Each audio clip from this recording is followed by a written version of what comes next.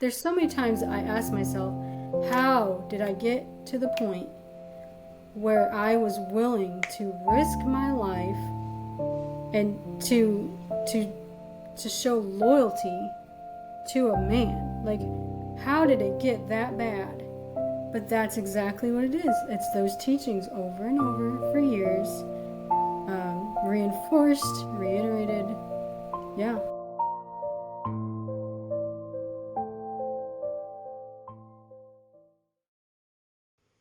Well, Becky, thank you so much for taking time to talk to me this morning and to share your story. Sure. Thank you for having me.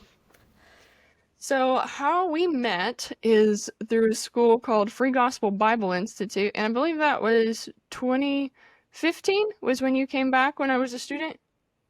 Yes, I believe we came back in April of 2015 after having been gone for 8 months.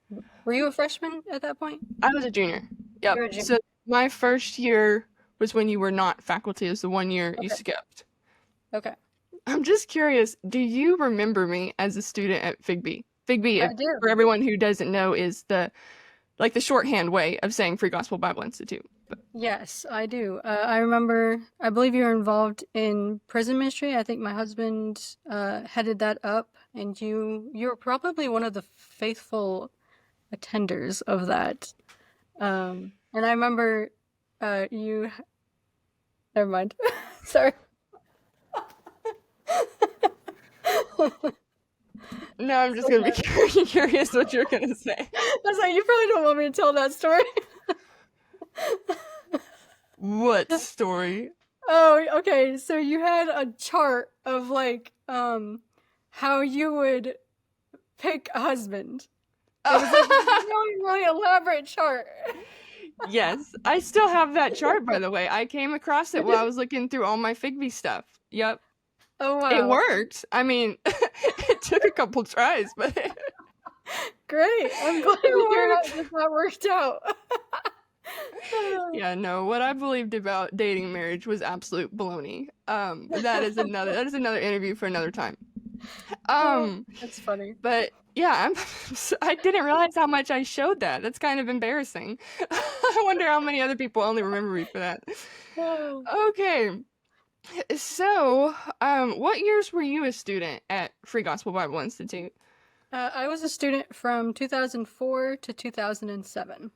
Okay, so class of 07. I was class of 2017. Mhm. And then what years were you staff or faculty?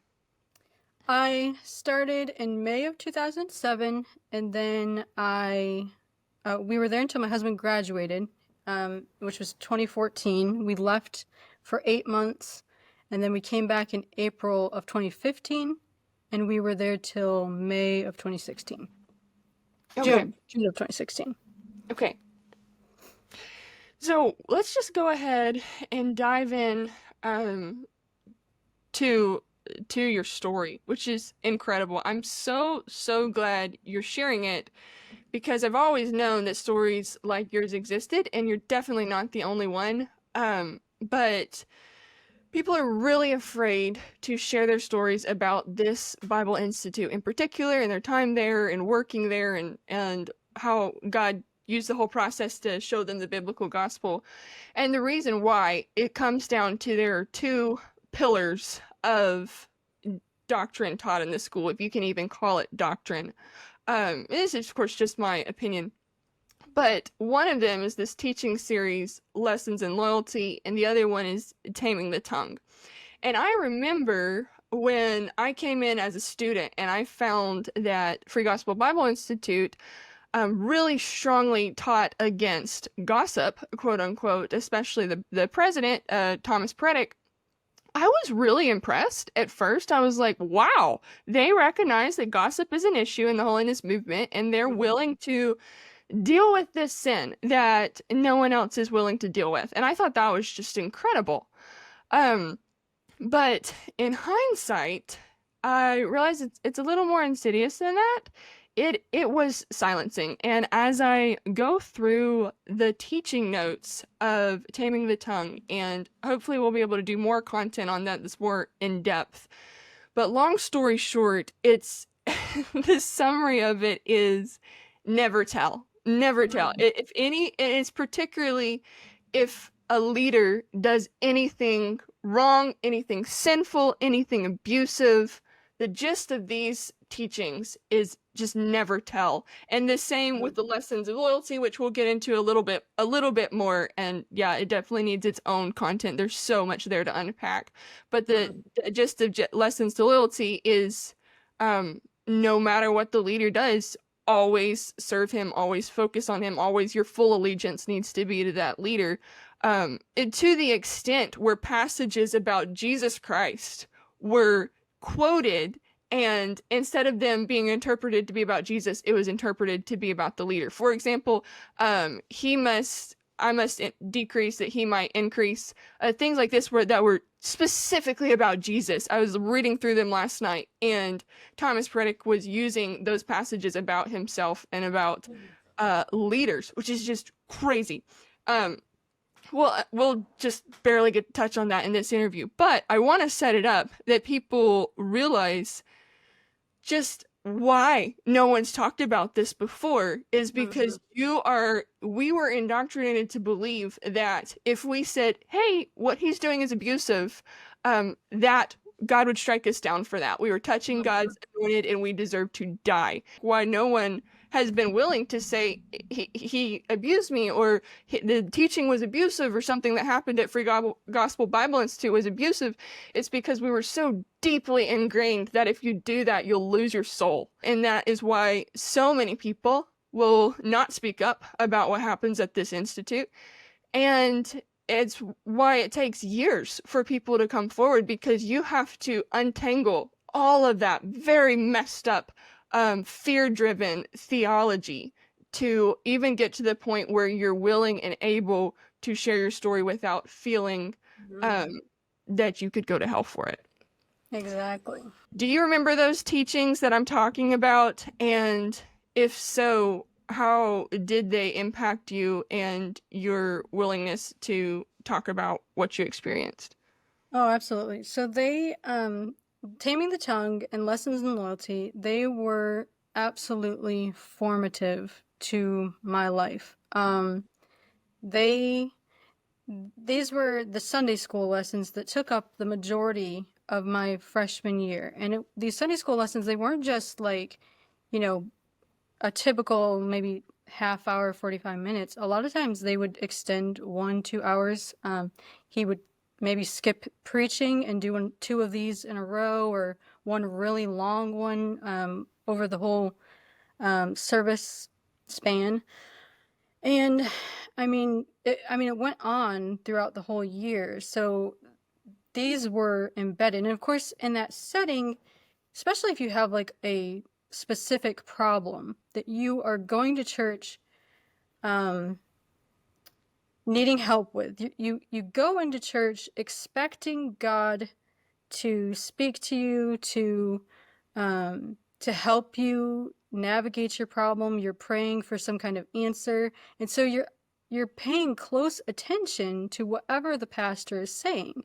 And when these are the lessons in Loyalty, Taming the Tongue, you internalize these, and these became the absolute underlying script of my life, and they influenced all my decisions for at least 15 years after hearing them the first time. Wow. So I'm just gonna quote just a few things, because I know people won't they're gonna have a hard time believing us, especially some of what I just said.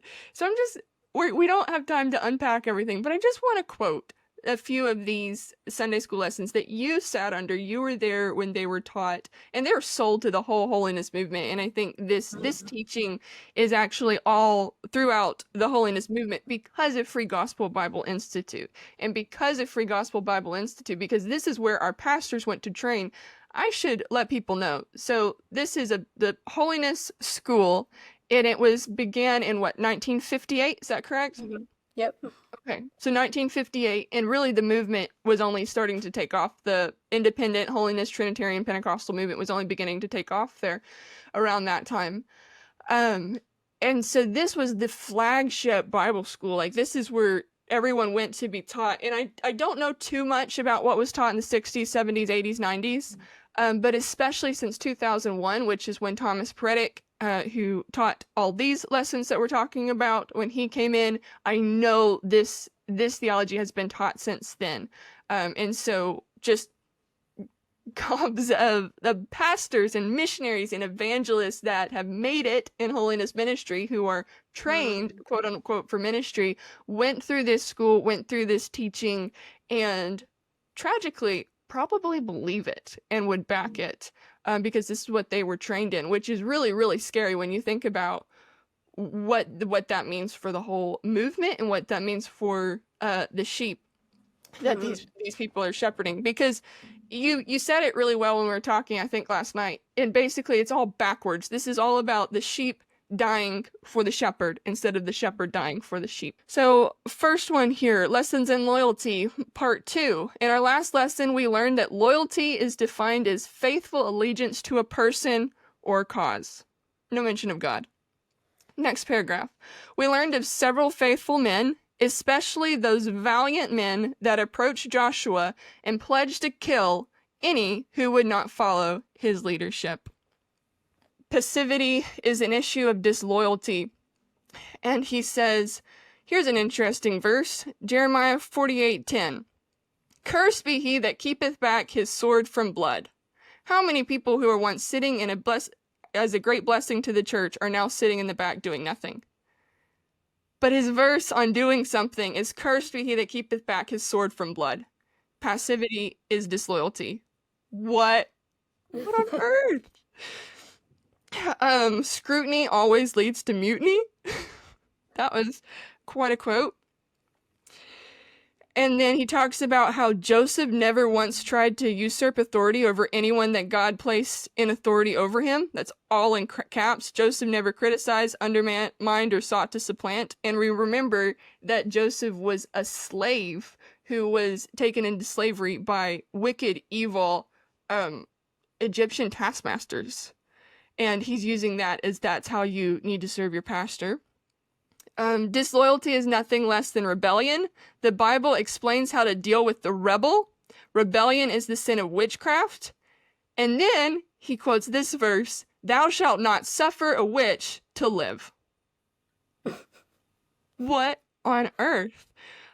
He says the independent spirit surrounds itself with disgruntled and takes its final course. Armed with popular opinion, bolstered by the apparent weakness of his one-time mentor, the disloyal rebel plants his feet in the slipperiest places they have ever been, launches a full-scale attack against the very man that God used to mold and fashion him. The end result is the same every time. And the end result, he has 5 here. First, it's Satan being cast out. The next one is Absalom being slain. The next one is Ahithophel hanging himself. The next example is Shimei that being killed. And then Benaniah, the son of Jehoiada, killing someone else. Disloyalty is nothing less than rebellion. The Antichrist is in there too, isn't it? Yes, yep. That's That's coming Antichrist. up. It's sign of rebellion. So, I mean, obviously, by the time you get done, like, listening to this series, sitting through this series, the last thing in the world you want to be is disloyal, according to how it's been described. And so you are going to completely embody these teachings to make sure you are not, like, branded as disloyal, because number one, God could, like, wipe you out if you dare to not even defy, like, maybe even Question. just disagree, question, maybe even, like, clarify, seeking to clarify, just even the slightest disagreement, not even I wouldn't even call it disagreement. Like, say he has something and he says something about you that you don't necessarily agree with. You know that's not true. If you even seek to clarify, like, no, that's not where I'm coming from, or whatever, even that is disloyal. And that's, if you're disloyal, God's gonna wipe you off the face of the earth. Thomas Peretic says, There are times when you may not agree. It is acceptable to say, I don't think this is the way to do it, but if that is the decision you have made, I will abide by it and back it. Like, how generous to say you're permitted to briefly mention you disagree as long as you finish with, but it's your decision, I'll abide by it and back Yeah. it fully. Yeah, and Natalie, when that comes to like for instance, like narratives about yourself, okay?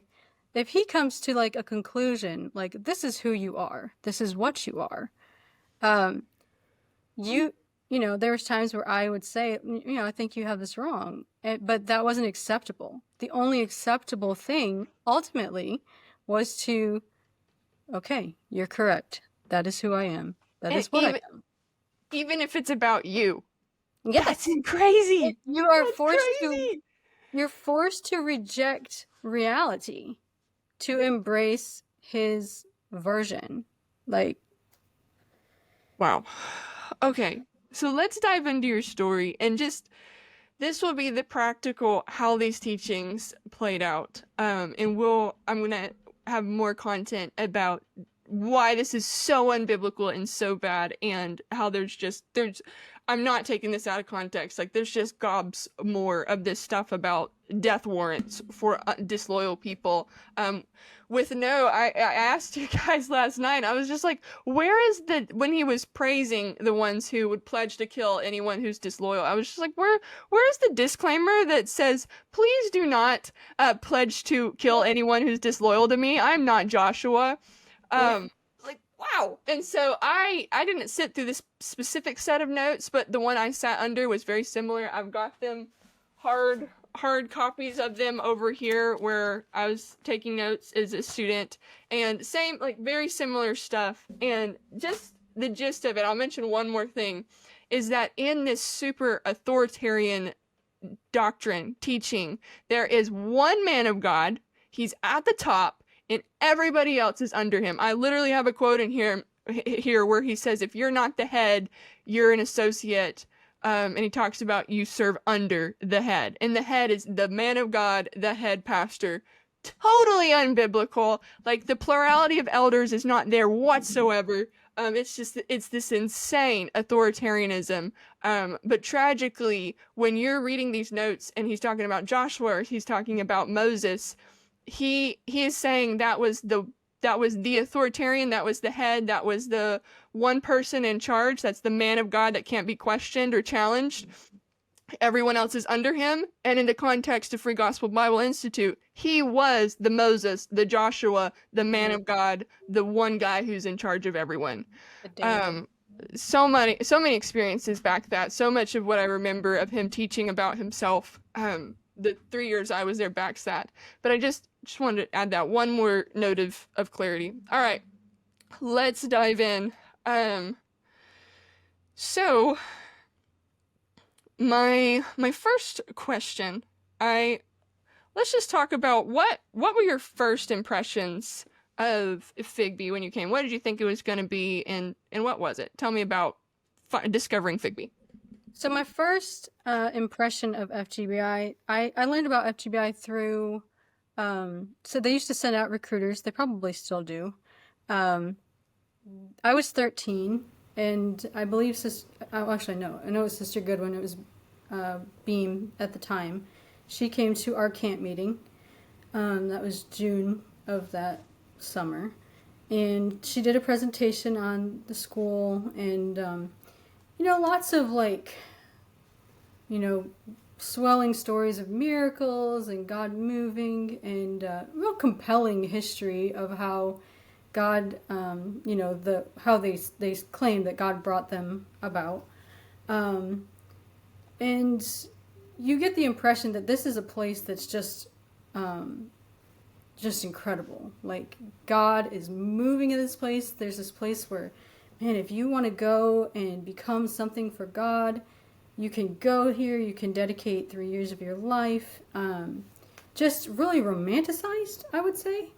And then she had like a table in the foyer, and I went and I saw the yearbooks and stuff, and I saw the pictures of the students with their hands raised and tears, falling down their face. And and getting ready to go on ministries across the country. And you just thought, wow, these young people are so dedicated. Like, I want to be like that. I want to be a young person that does something for God. And that was my impression. That was my first time I heard about it. First time I learned anything about it. I guess there were people in my church who were going. I didn't know at the time. I wasn't very like aware of everything going on. So anyway, that was how I first learned about it. And then my sister ended up going shortly after that. And I was 15 when she was a freshman. And I went up and I visited them, or her, with my mom. And I just remember like standing on the campus and it was like, oh, well, there's really not much to this. It's not, like there's this empty church building on one side and like, an office dormitory building in the front, and not a ton to it. I expected this place from the stories. Like, the second I set my feet here, God's gonna just like give me this like big revelation and calling, and Becky, you are called to this school. And like, I was so disappointed. I got out of the car and I was just like looking around, and I was so disappointed that this like big, huge like spiritual moment didn't happen for me. But anyway, yeah. Yeah, it's very relatable. My mom took me to a Holiness convention prior to coming. So I was 16 when I visited, 17, just turned 17, a couple months before I attended. But anyways, I do remember we drove all day to get there, and we get out, and the first thing we did is go to the bathroom downstairs in the cafeteria bathrooms where that was my first impression of the school. And I was like, oh no, this is not the pictures. This is like, they didn't take a picture of this. But anyways, I was like, yeah, I'm ready to go home. But then we did walk up the stairs in the sanctuary, and by the time I got there, you guys had all put in the work to remodel it. So the sanctuary was looking a little better in my day. And I was like, okay, I'll think about it. But yes, I remember the sense of underwhelm, especially when I saw the old church and the old cabins, which were all just like sheds. But I didn't know that. I was like, who stays there? Yeah. Okay. So the next question, I hesitate to ask you to tell this story because I know it's very, very heavy. But you've shared it publicly in your second article, and if you don't mind to share the context of what happened to you as a minor before you came to FGBI and how your pastor responded to that situation, I think that's really important context to understand what very personal situation you were applying Thomas Peretic's lessons in loyalties and taming the tongue to. And it sounds like from the other parts of your story I've heard that this it's important context to understand everything else that happened. So if you don't mind sharing. Sure. So when I was 13, I had just gotten what I believed was saved. Now, in retrospect, I understand now that what I prayed or whatever, it was not an actual salvation prayer. I genuinely believed at that time that it was. So in my mind, I just got saved. I'm doing everything I can to like measure up to the expectations. And one of the expectations is that you should be in church every time the doors are open. Well, we lived 45 minutes away from church. And my mom and dad, they did not have a lot of money.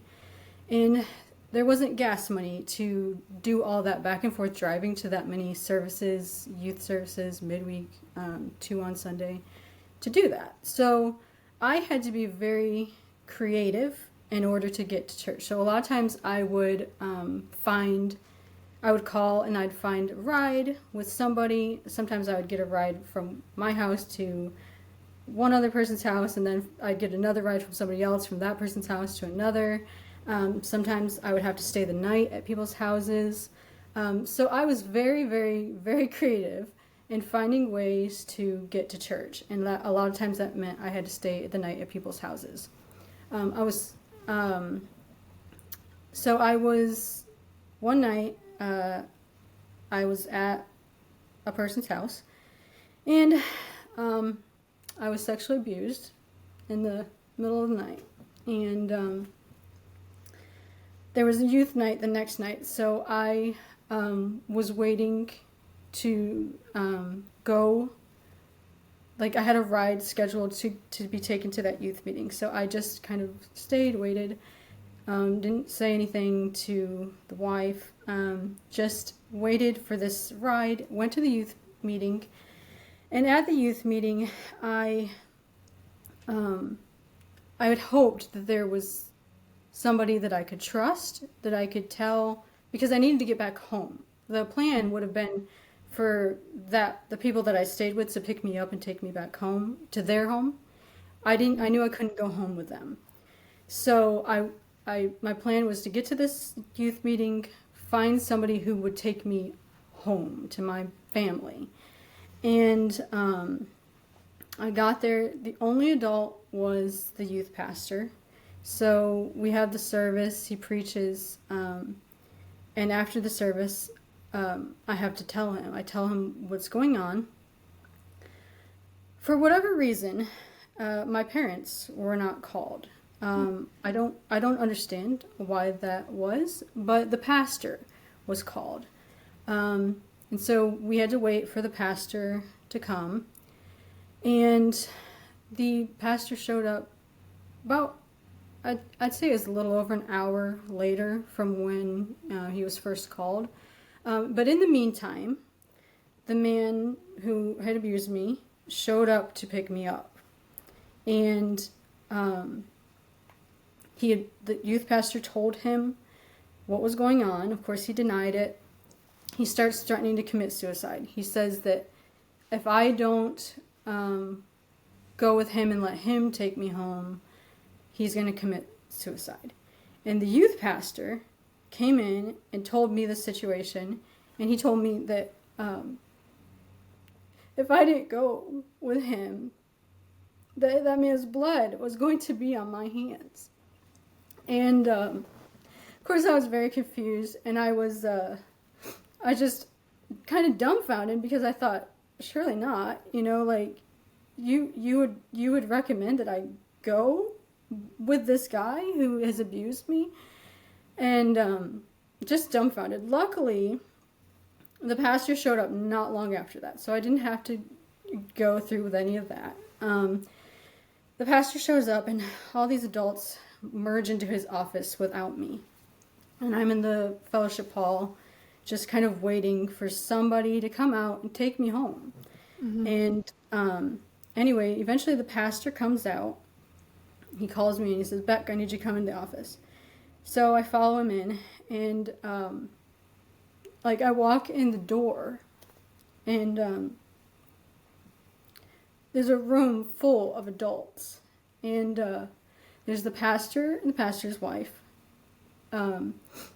the youth pastor and his girlfriend, the man who abused me, his wife, and there's, I think, the man who abused me's dad was in there, who was a deacon, but I'm not, I feel like I remember that, but I'm not entirely positive. Stuff like that is kind of a blur. But there was a metal chair sitting right next to the man who abused me, and I was told to sit in that chair right next to him.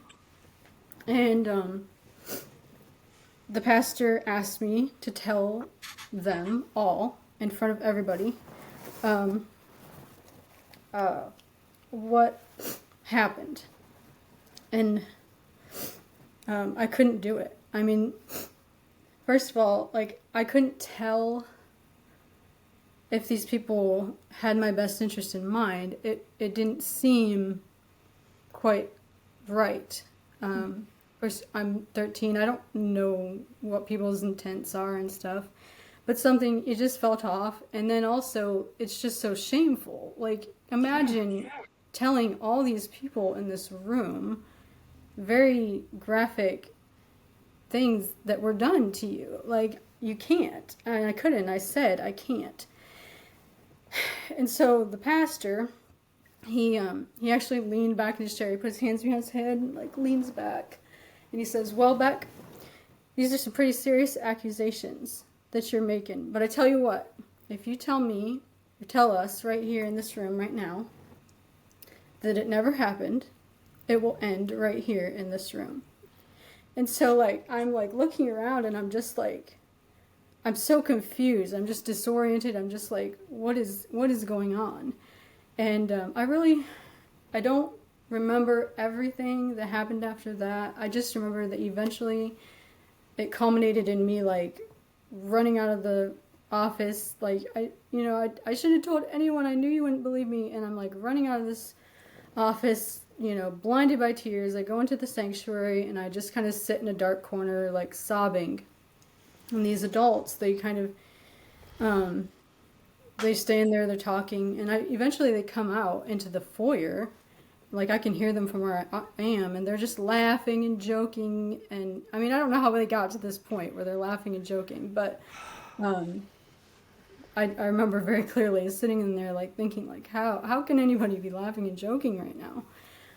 But there was nothing, I had to rely on somebody in this group of people to get me home.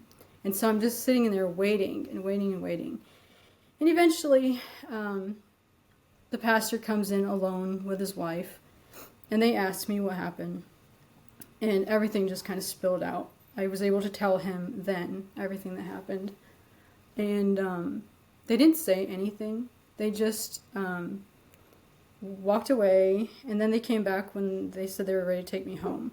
And I think I got home at like 2 or 3 in the morning. It was very, very late. I had to wake my mom up, and then they sent me to bed while they sat in the living room and talked about stuff. And anyway, that is the context of part of what. Oh, and okay, so I guess that was the original time that this happened. Because of how it was handled, the abuse continued. So it didn't just stop with this night, okay? That day forward, every time I went to church, and I'm trying to be, I think that I'm saved. I think I'm a Christian. I'm doing my best to be this good Christian. So I'm still going to church, not letting that fall through the cracks. But every time I go to church, and you gotta think my mom is never with me because she can only drive on Sundays, and she works the other, days. And so I'm there by myself. There isn't like an adult representative or anything like that. While I'm there would be like messages in tongues, and the interpretations would be stuff that was like, the abuser would be vindicated, and the liar, me, would be, like, basically, like, I would be punished in some way. There was people who would come, and when I kneeled at the altar, they would, like, whisper things in my ear. I mean, there was stuff that was said that was so, it was, like, painted that, like, I was evil, like stuff that even like as a 13-year-old girl, like I didn't even have the context of, like I think one of the words used to describe me was a seductress, and like I didn't even know what that was. And like it took me years, like it was years later when I found out what that word even meant, and I was just like, what? So at the time you don't even know what it is, so you can't defend yourself or anything. Mm-hmm. But I don't know, there's all this stuff. I mean, just to tell you how innocent I was personally, like at that point in my life, I believed people could get pregnant by holding hands. Like that's how innocent I was. So anyway, there's all these, like, they're using the gifts of the Spirit supposedly in church to make it seem like God is on this guy's side. They're really rallying behind him and supporting him. He would play the organ on the platform, and he would get up there and he'd act like he was like shouting while he's like playing the organ and have all this stuff. And they would like, get behind him like, whoa, yeah, and oh goodness. But that was how church was from that point forward. And there was a lot of pressure put on me to fix it, like I had tarnished this guy's name by saying this about him, and now it's on me to like, I was either, it's either retracted or whatever. And I mean, that's what they wanted. They wanted me to retract it. And I wasn't even like continuing to repeat the story, like, because they had like, I had been quiet, and they kept this like, there's all this like, if like, I remember the deacon, the guy's dad, he said something about like, if you keep up with the story, we're gonna get the big dogs out. And like, I was like, I didn't even know what the big dogs were. I'm thinking about all that you endured, and first, I am so sorry. I can't imagine when you're talking about how innocent you were. I can fully relate to that. We both, I think, grew up in a type of hyper purity culture, for lack of a better word. And I also remember in Adventures of an Odyssey where it talked about a couple had gotten too close. It was an old cassette tape, and I remember as a kid thinking like, oh no, I better not hold hands with someone, because the way it was worded, I completely like back you on that. Yeah, I remember what it was like to be that old and that naive, and I can't imagine. It floors me, the way it was handled. There are situations in other states, other laws, where not just the abuser can be prosecuted, but people can get in really serious trouble for not reporting what happens to a minor, especially when you're, a pastor or a youth pastor in a role like that of authority. And I'm so sorry. That is one of the most horrific stories I've heard. And then when you tell that story, I think of back to these notes that I've been talking about, that we were taught. I have Taming the Tongue in the Joshua notes, and just an example of something taught in there was before how you figure out whether or not you're gossiping. One of the litmus tests for gossiping is, will I help or hurt the person's character by repeating this information? Mm-hmm. So with teachings like that, and one more quote, do I not do much evil by, instead of going to that person, beginning to mention his wrongdoing to others? So when you're sitting in these teachings at Free Gospel Bible Institute and hearing things like these direct quotes, and we got taught the same set of notes on Taming the Tongue, and so I'm just wondering, when you're hearing quotes like the ones I read, it's gossip, if you taint the person's character, if you mention his wrongdoing to others. Did your personal situation ever come up in your mind? Did you ever apply Thomas Peretic's teachings to what you had endured and how that should be handled by you? Yeah, absolutely. So at that time, I think I failed to mention when I was explaining the whole backdrop that this abuse continued because, of how it was handled and the way it was treated. The abuser realized, he could continue to get away with this, and I was powerless. And so from that point on, the abuse continued. And so when I went to Free Gospel Bible Institute, a lot of the reason that I ultimately went was, of course I wanted to be something for God and, that kind of thing. But I also primarily was trying to get out of the situation where I was continually being abused. I had no way out, and I couldn't tell other people what was like going on. But yeah, when I was sitting under these teachings, this was definitely coming up in my mind, because I'm in this situation where no adults really know what's going on, and I'm having to figure out all by myself how to navigate it, how to get out of this situation, what to do about it. And I just don't know. And so I go to church, I'm looking for those answers. I'm we're taught that's, we go to church so God can help us, so God can, tell us what do we need to do, show us what we need to do. So I'm going with that mind frame. What am I supposed to do? And so specifically, I remember the lessons in loyalty teachings. There was a lot of stuff about, even if you disagree with your pastor, you support him. You don't have to understand why your pastor does what he does. You just obey. A lot of stuff like that. And so when I'm sitting there and I'm applying this in my mind, I'm thinking, oh, like I don't know why my pastor defended a predator and why they're treating me like this, but I have to support him. And it was really, really destructive. And I remember so there was teachings with the loyalty teachings. Somewhere in there, he talked about how if you go to a faculty member, the faculty member, if they're loyal, they have to go to him. And if he's loyal, he has to go to your pastor. And just with all of these, what he was teaching in lessons in loyalty, and realizing that, okay, if I set that chain of action off, this is where it's ultimately going to lead. It's going to lead back to my pastor. My pastor protected this abuser. So what's Thomas Peretic going to have to do? He's going to have to protect, he's going to have to submit to my pastor.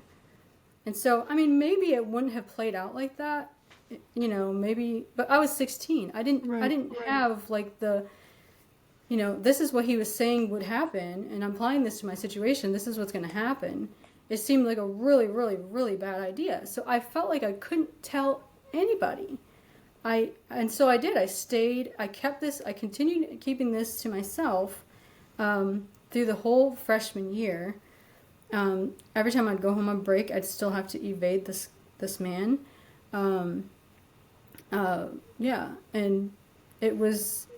it was really difficult. It prolonged a situation that didn't necessarily have to be prolonged. Mm-hmm. Yeah, and oh my goodness, you're absolutely right. I just read it and I just looked down and saw it again, where Thomas Peretic says the head pastor makes decisions that you're not going to understand. You just obey. You just be loyal. You just back your pastor no matter what. And I'm not exaggerating. It's it's there. I'm sure I didn't quote it exactly, but that is 100% the sentiment that any person would read those notes or be taught those notes and come away with, is we back the man of God, quote unquote. And that you submit no matter what. So I just want to say it was completely reasonable to expect that would have been the outcome. And to be silenced by those teachings, and unfortunately for a wolf in sheep's clothing, that abuser, to be able to continue parading himself as a Christian. And it's really scary, right? Because these, obviously the abuse is horrific, but then there's no way that someone who's doing that is a Christian. So we have this lost predator, this truly wolf in sheep's clothing, parading himself around as an authority in God's church.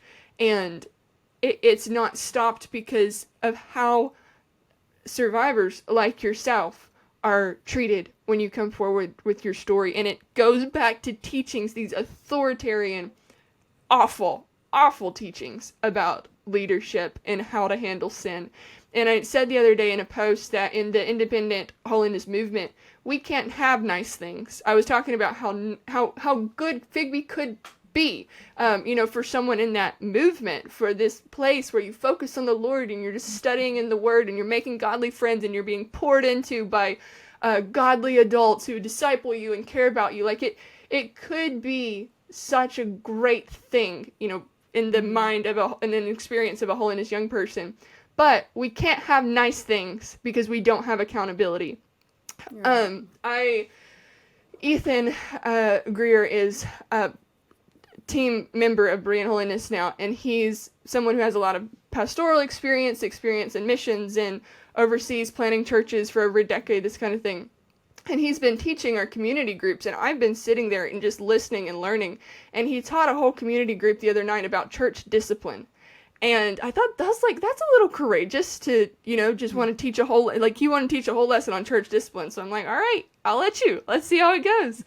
And I'm sitting there learning so much and realizing I've never seen church discipline. I've never seen sin taken seriously. We called ourselves Holiness.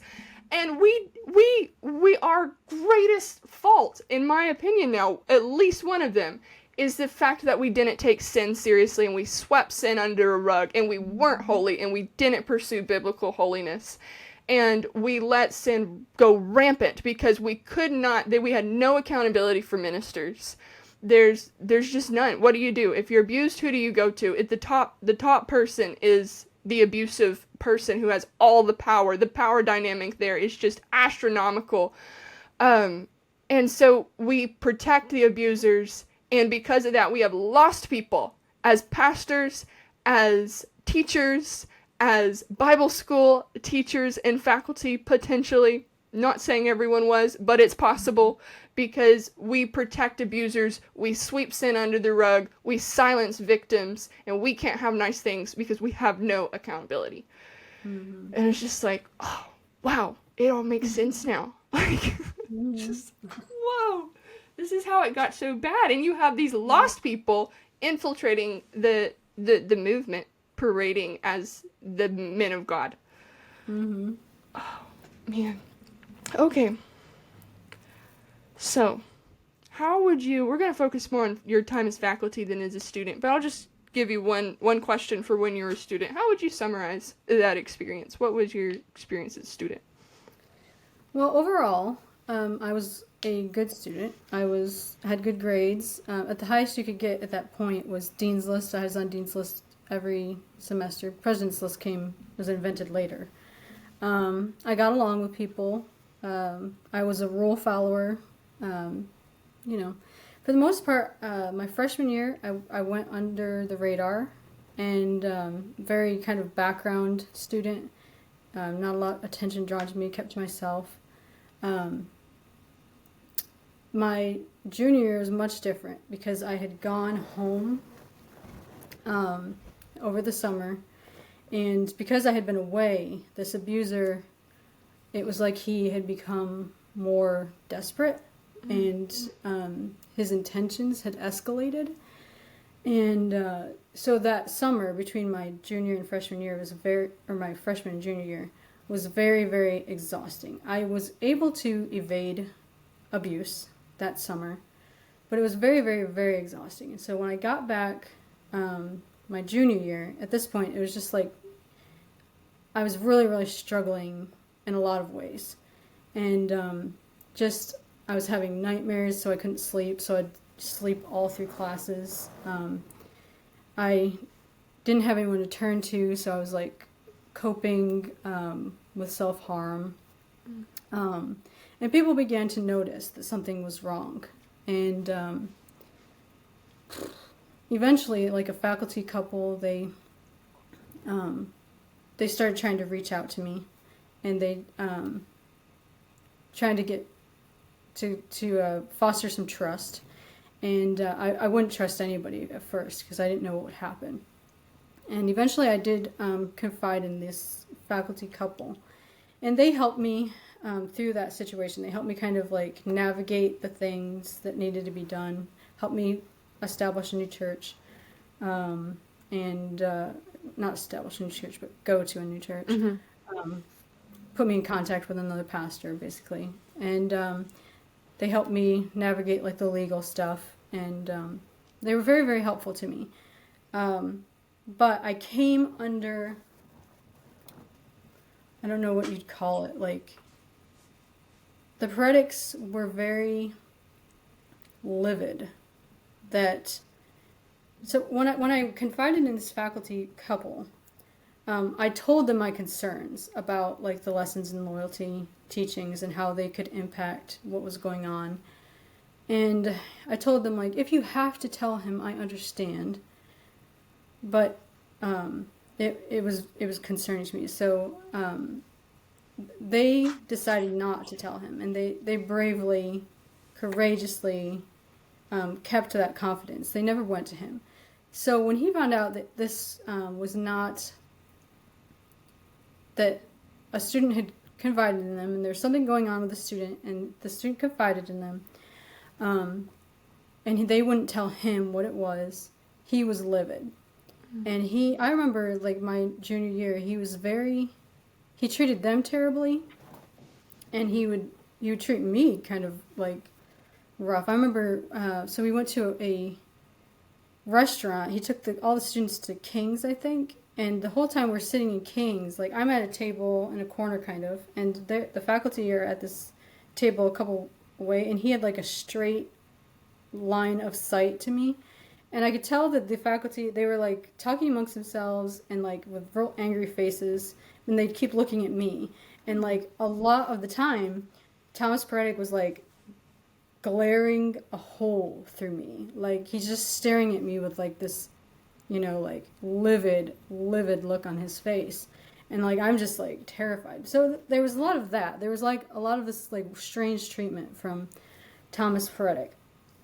By the end of that year, that couple who I was trusted, they're like the only adults that I trusted in my life, Christian adults that I trusted in my life up to that point. He removes these faculty members. And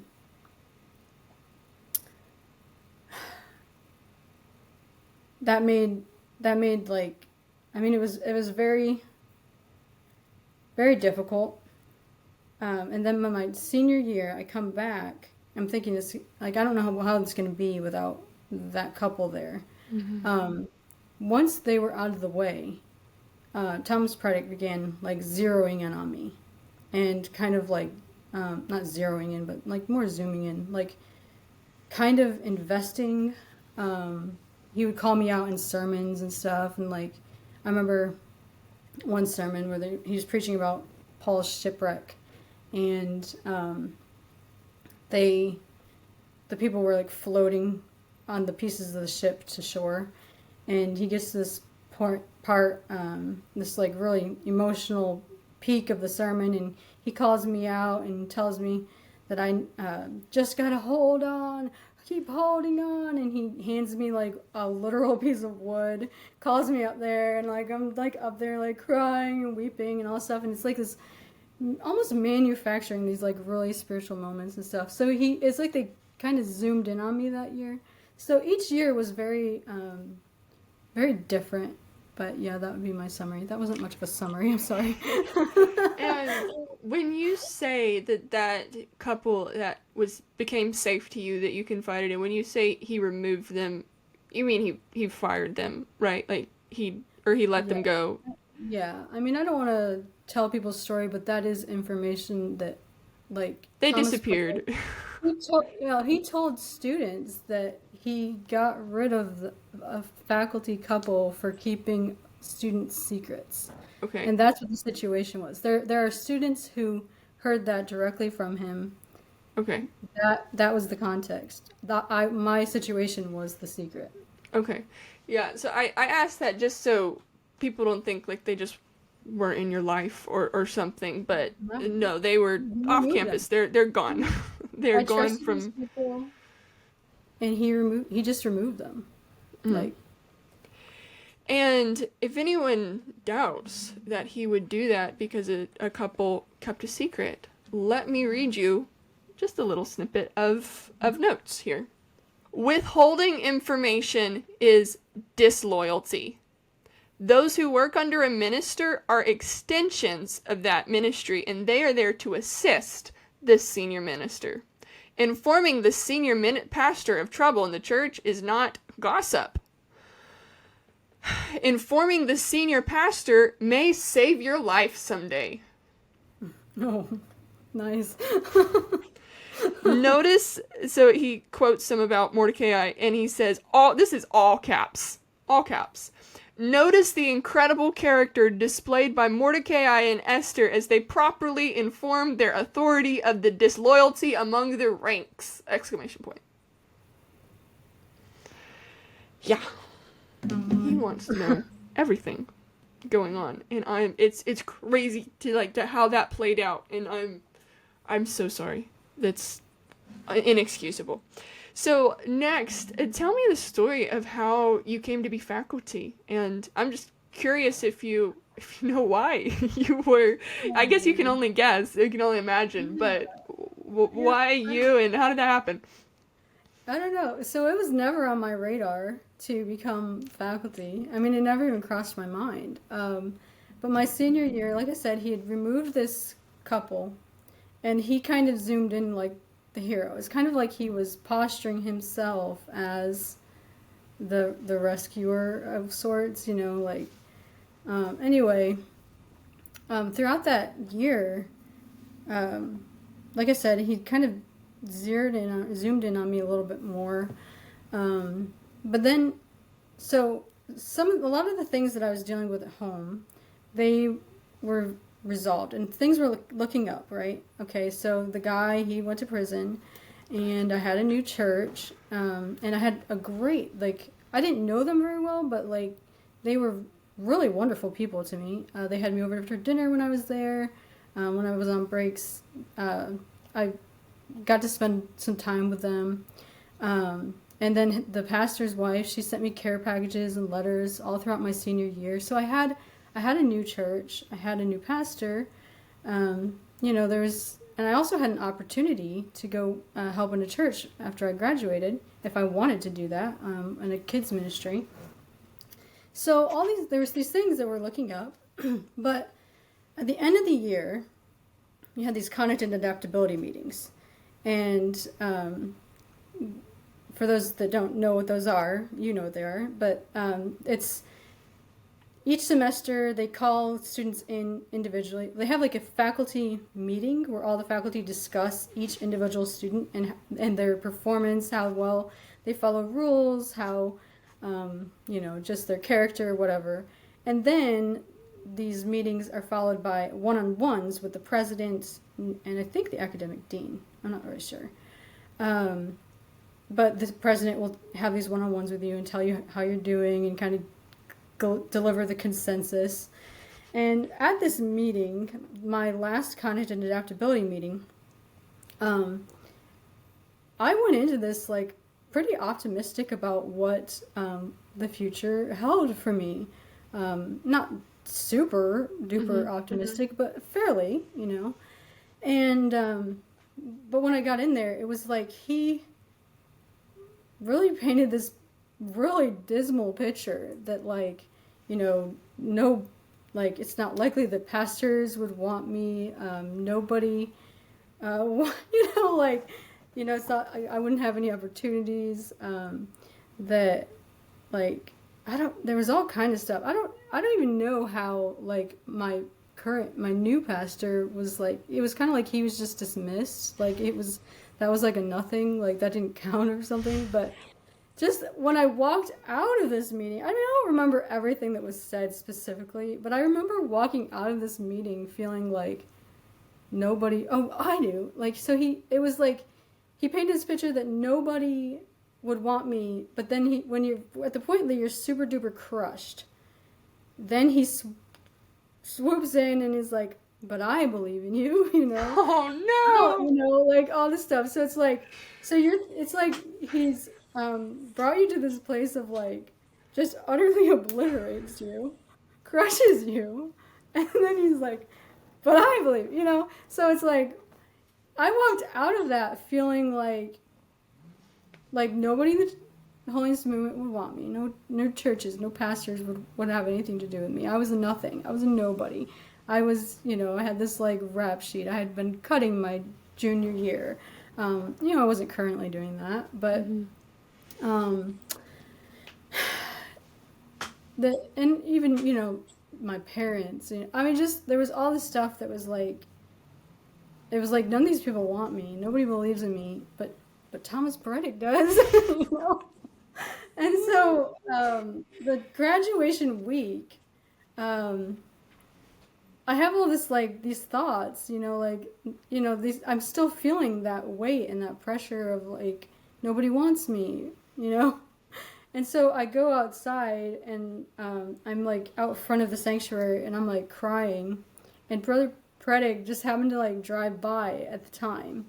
And he's like, rolls down his window, and he's like, "What's wrong?" or whatever.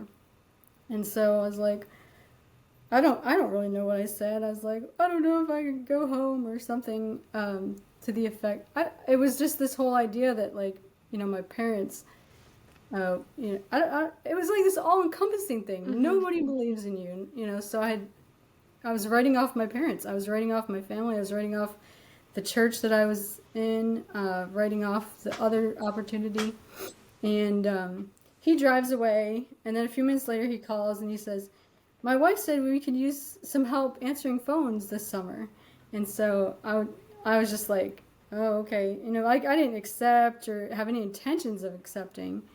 But, as I continued to ruminate throughout the week about not being good enough for anybody but him, I ultimately decided to stay, and the rest is history. Oh, man. And I want to be really careful that, we want to make sure we're portraying and saying the truth accurately and all this, and we don't want unfounded accusations. Oh, my word. If we just talked about hearsay, we could talk so long. But we're trying to just, with the facts, the first-hand accounts, what we know.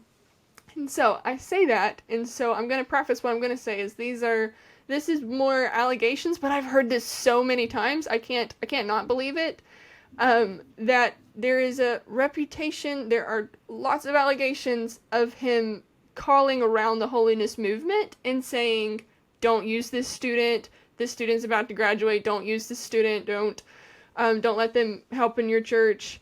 And part of the reason I'm comfortable repeating that is alleged by multiple people that he's done that to them is because I had 2 different people come to me and say that it happened to me, that I was doing missions work outside of Free Gospel, so not with the Sent team, it's elsewhere, and they had 2 different sources about different missions opportunities come to me and say, so I'll say it was say, so you could say that's hearsay, it's, second hand or whatnot, but say that he called in or talked to someone in person about me regarding a missions opportunity I had outside of school and said, don't use her, she's no good, she has a bad reputation. This is what I heard. And just for context, of course, valedictorian, presidents list every semester, conduct and adaptability were always perfect. I think the only thing I was talked to about was falling asleep a little too much in church service. Never campused, never broke the rules, didn't get late minutes for 5 semesters, fervent devotions, prayer, fasting, all that stuff. So the fact that there are allegations that he was even calling people outside opportunities that he found out I had and calling them and saying, "Hey, don't use Natalie," when I was never talked to about anything. It makes me believe that these other people might be telling the truth too. And I say all that to say, wouldn't it be crazy if he was doing that to students and then going to the student and telling them no one wanted them? Just possible. Yeah. I don't know. But, okay, we will move on. So, I'm curious, so what roles did you serve in, and just what were your credentials for those roles, and what was the expectation of what you're supposed to do while you were faculty for the years that you were?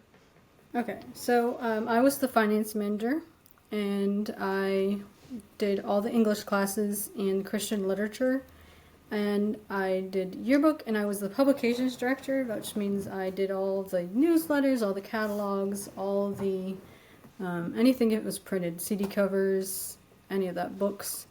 I did all of that, printed them, bound them, designed them, you name it. What was your expectations on hours, how long you're supposed to work? That kind of, and credentials is the other thing I asked you for. What were your credentials for teaching? So when I was hired, I had no credentials other than my FGBI diploma. I was 19. I just turned 19 in April 20th. So I'm not hardly, I was about the age of the incoming students. Anyway, in 2000, I believe it was 2010, he did have us, like credentials came up as a topic of issue, and people were drawing attention to it. And so he had several of the faculty members get degrees through Andersonville Theological Seminary. And so I had that, which turned out to be like a diploma mill. And their website says they're accredited, but it's also an accreditation mill. So they're accredited by an accreditation mill. But yeah, today I don't consider that degree valid or anything. I would not use it. I took it off my resume. It was very, very substandard stuff. What I have on my computer, like the courses and the assignments, I genuinely believe my 9-year-old could successfully do this course. That's just me. So like I don't use this degree anymore. I've like wiped it off my own resume. So what were the assignments like for finishing out your degree? So I think there was we were able to take our unaccredited FGBI courses and kind of transfer them into this program. And then they gave us like, I think it was 10 classes that we had to do to make up for the rest. Mm-hmm. And it was just audio that you could like listen to like on triple speed. And then, because they talk really slow. And then there was some really, really basic tests. I think they were either true or false or multiple choice. I'm not really sure. And then I don't remember really doing any papers. There's maybe one assignment that making a chart for like apocalyptic stuff, something like that. But that was it. Okay, my 9-year-old probably couldn't do that part, but but the rest of it. The listening and the true and false. Yeah. So there wasn't much to it whatsoever. Wow. So it's really embarrassing to me now because there's just like oh. So where did Thomas Peretic get his degree from? Because when I look at the website now, he's the only one as listed as having a degree. Now, I'm not saying that no one else does. I'm just saying the last time I checked their website, I didn't see it anywhere on there. I saw Thomas Peretic B. Min, which is like bachelor's in ministry, and everyone else, they might have degrees. Most of them, I don't think, do. But if one or two of them do, like a college degree to teach at a college, it's not listed. So I'm just wondering if at least his degree was better than that B-Min that they advertise he has. No, his came from Andersonville. I don't know, like, so I had a different degree. Mine was bachelor's in Christian education, and his was bachelor's in ministry. So it's likely that what he had to do was like slightly different, but probably not much different. Yeah. Wow. And like just for context, I have a master's, an accredited master's now. It's very hard to get, and I still do not feel qualified to teach at a college. And probably a lot of Bible colleges would be like, okay, maybe. Well, let's interview you, because like just even a master's is, you're gonna get people double checking and make sure you can really teach a Bible college class. But the fact that you didn't have masters and then didn't have college degrees, and then if they had one, it was like a diploma mill, and it's not a good situation. Yeah, I mean, I would never want to discredit somebody's legitimate degree, and there were, and I know there have been a couple who come through there that had got legitimate degrees. To be very fair, so my husband did have a couple teachers who at least were working on a degree, and he says that the quality of those classes were much better than some of the others. Well, and I remember while we were there, I had an adjunct professor, it's actually one of my cousins, he had a doctorate, and so his classes on church history and bibliology, maybe another one or two whenever he came for 2 weeks to teach. Like, those were good. Those were good. And yeah, I know the academic dean ended up getting a doctorate, but he's since left the school. But he had a degree.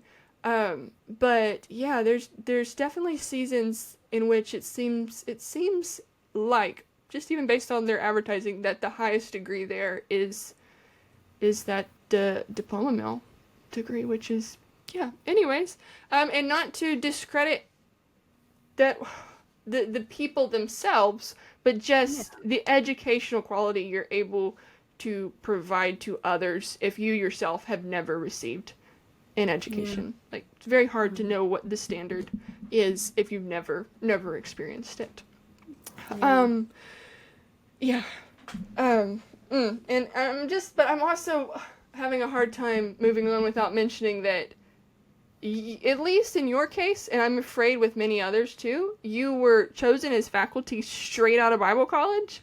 And with all due respect to you, where's the life experience? And it would have been the same for me as well if I'd been, taken right out of Bible school. I didn't have life experience either if that had been my situation.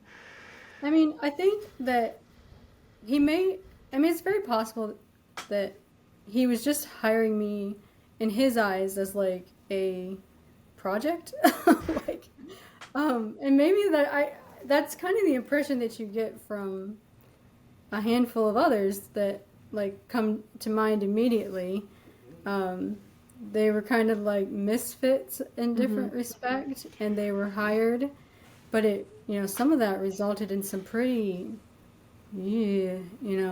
scenarios. Well, if he's looking for people with the kind of blind, submissive loyalty that he implies is required in his own teaching notes, then he's almost got to shape people from the age of 16 or 17 or 18, in our cases younger, and the younger ages, and like shape them into this is how loyal you're supposed to be to the man of God. This is how you're always supposed to report to the man of God. Like, these ideas are so wild. You almost have to put them in someone's head at a very young age before they have any life experience, and then straight from your molding 3 years, just like, okay, now you're my now you're my faculty project. Now I'm going to continue training you in these teachings, because otherwise, if you just go hire a 50-year-old man with 30 years of ministry experience and degrees, he's not going to go for these teachings. There's no way. So you really do have to train people yourself as teenagers, and then, okay, I can use you because I remember how much you absorbed what I was teaching. Yeah. Okay. But just the other part of this question was just the hours and the compensation as well for those hours. Okay, so, goodness, hours, I really don't know. It's hard to kind of quantify it as far. First of all, compensation I started at $50. $50 an hour? No, a week. A week? A week. $50 a week? Yes. And then it's about, I don't know, I'd say by 2011, I was up to different raises. I was up to $125 a week. But that was the highest I got as a single faculty. But as far as expectations, okay, I don't think you can really define it in hours. It would be nice if we could, but you cannot. But I'll give you like a really good example. So one year, like 3 weeks before school, Thomas Peretic tells me, he pulls me in his office and he tells me I need to write a textbook for my class. Okay? My immediate question was write a textbook? Why can't we just buy one? And he's like, that's not what I asked. And so immediately it's like, okay, I have to write a textbook, So it's 3 weeks before school. Okay, I'm teaching this class, but I don't have a degree or anything to even teach, let alone write a textbook, an academic level textbook. Anyway, I have to write this textbook 3 weeks before school. Now, it's not like I get all time of all day, every day for 3 weeks to write this textbook. No, it's August. August is like the time of the year when it's all hands on deck to prepare the campus.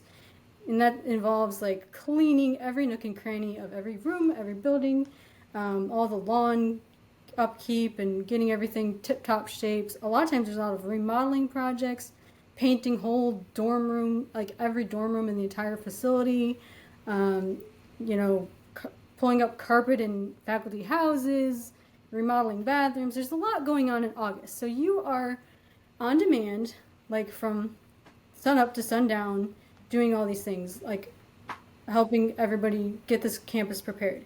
At night, when I got done with that, I would have to do the finances. So I'd get all the finances. I'd spend several hours reconciling credit card statements and doing payroll and all that stuff. Several hours allotted in the evening for that. And then I would stay up all night working on this textbook.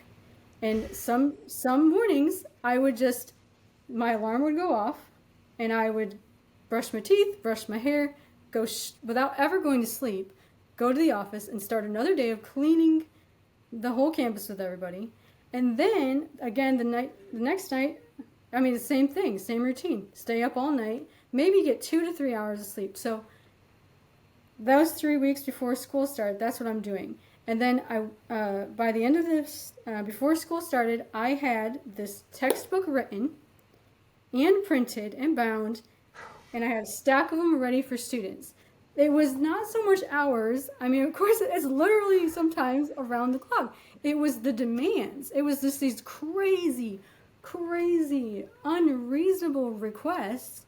But somehow, I mean, I became a machine, Natalie. I really did. I can't tell you how many times there was situations like that where I pulled out like the impossible to stay within his good graces, you know, like, yeah. So that's kind of a picture of. That sounds like 24/7. Like that just sounds like you're just on call all the time. Natalie, when we left, like I didn't have hobbies. Like I didn't, you know, it's like I had to ask myself, like, what's a hobby? Like, what is my hobby? I didn't have a hobby because every hour I was awake, literally. I was working. If I was not working, I was sleeping. Like it's just this constant thing. And then you have all these like expectations and, you know, whatever's on you.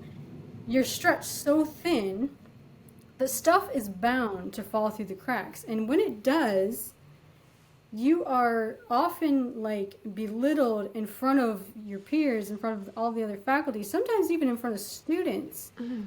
Because it's impossible to juggle all these things. And oh man, when I got married, it was like, now I have these like wife duties, like, and I couldn't, it was not sustainable.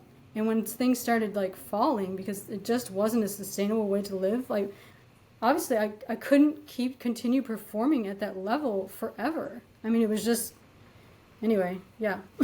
Oh man, like the burnout. Like I worked a week like that two years ago. 2 years ago. There was 1 week that I worked 137 hours. It was sleepless nights. It was working around the clock. I had a conference. It was just a massive amount of work. And after that week, I was so burnt out. I was so zapped and done. And I talk about that 2 years later because I'm like, man, that was horrible. Like 3 sleepless nights that week. That was awful. I was so burnt out. It took me months to recover from that. And it sounds like that's just your way of life as faculty. You have to be prepared to do that. Yeah, all the any given week. I mean, if I had not got that textbook done, I would have gotten in severe trouble. Like the hammer would have come down so hard. I would have been disloyal, disobedient, not doing what I was told. Like it wouldn't have just been like, oh, too bad we didn't get that done.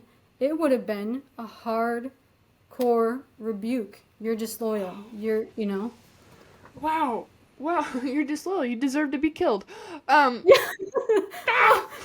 kill ourselves. Like that's really you're ultimately running yourself into the ground. Oh like, my word! So I've just got to ask. Nobody has to kill us. run ourselves into the ground. Were you using the internet at this point? I don't know where this was in like, did you Google stuff for the textbook? Like, where, I'm sorry, I can't get over that. I honestly don't know. I probably used like references, like I had probably references. To this day, I do not know why a genuine textbook that you could buy was not good enough. I don't know if sometimes I think he invented things just to like,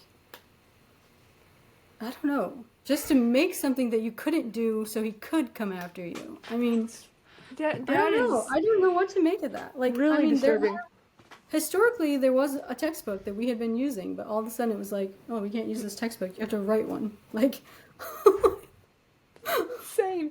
Okay, so what this sounds like when you put it in this perspective, like, okay, technically you're supposed to work 5 days a week, but it ended up being like you didn't just have vacation for 2 days. Sounds like it ended up being pretty much you're on call.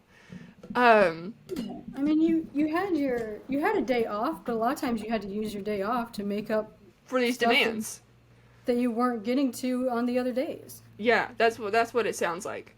Mm-hmm. So this is insane. Number one, but number two, I know people are listening because they've already started commenting this kind of stuff and saying, if it was so bad, why didn't you leave? You must be lying, because if it was so bad, you would have left. And I'm just going to answer as a student's perspective, and then if you have something to add, go for it. But as a student, we were explicitly told that if God called you to FGBI, then it is God's will for you to graduate, because God doesn't call you to quit. And we all thought we were called to FGBI. That was just a thing. We were Holiness, Pentecostal, zealous young people. We all thought we were called. And we were told, if God called you, he didn't call you to quit. He called you to graduate. And then I have in my handwritten notes from sermons that I was taught there, it says, you can go to hell for not doing the will of God. And so from my perspective as a student, it was God's will as for me to graduate. And if I leave, I'm out of God's will. God's will is a whole nother topic we could to explore about what was taught there. But basically, the gist of it was God has one perfect will for you. It's outlined A, B, C, D, E, F, G. And if you get C wrong, then you'll never get to step D. You've derailed God's plan for your life. You're out of the will of God, and you might go to hell now. And so when you have that mentality about God's will, and it's like, if I leave this school and God called me to graduate, then I've ruined God's will and God's calling on my life irrevocably. Maybe he could do a little something with me, but it will never be what it could have been if I'd stayed in his perfect will. And you can go to hell for, again, not doing the will of God. And so, yeah, it was scary. Like, your soul's on the line. And so I'm just wondering, like, did you have any of that mentality as faculty when you're complying to these demands instead of leaving? So, I mean, yeah, so you're sitting under the same sermons that the students are sitting under as faculty. And you're still getting all of that, like, the people that leave are out of the will of God, they're rebellious, and there's never, there's never a point there's never like an instant where a faculty left where the narrative after they left was good on that faculty's part. It was always like that person was out of the will of God, or their wife wasn't submitted to the will of God, so as a faculty member, all the examples of the faculty that leave before you, what you're getting fed from, within is that these people are out of the will of God and, rebellious in some way, or stop being submissive to God's will or whatever.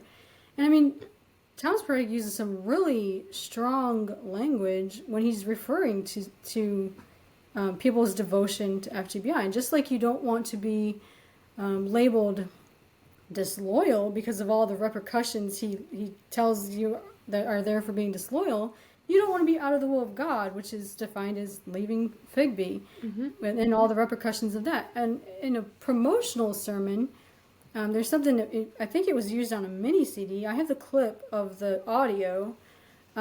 He uses the verse. I think it's in First John about they went out from us, but because they were not of us. Mm-hmm. And he just kind of belabors this whole like those who have left are not in the will of God, and he ties up the very end by calling them evildoers. The people who leave are evildoers. They're not just people who left because, maybe that, this is not for me.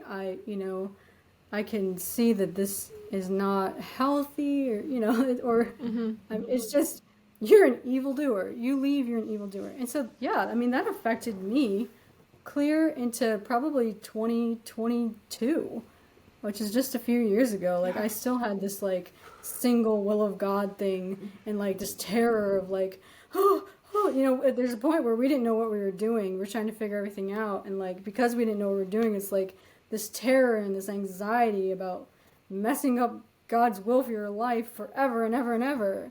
Anyway, yeah. So in one of his notes in Lessons of Loyalty, he talks a little bit about resignation, and to be completely fair, he talks about there is a right way to resign. You can technically resign if all these steps are followed and the senior pastor's on board and all this kind of stuff.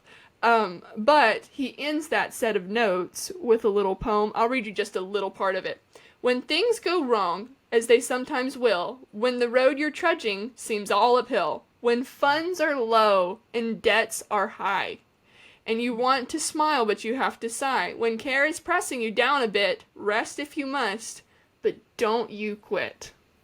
The poem's called Don't Quit.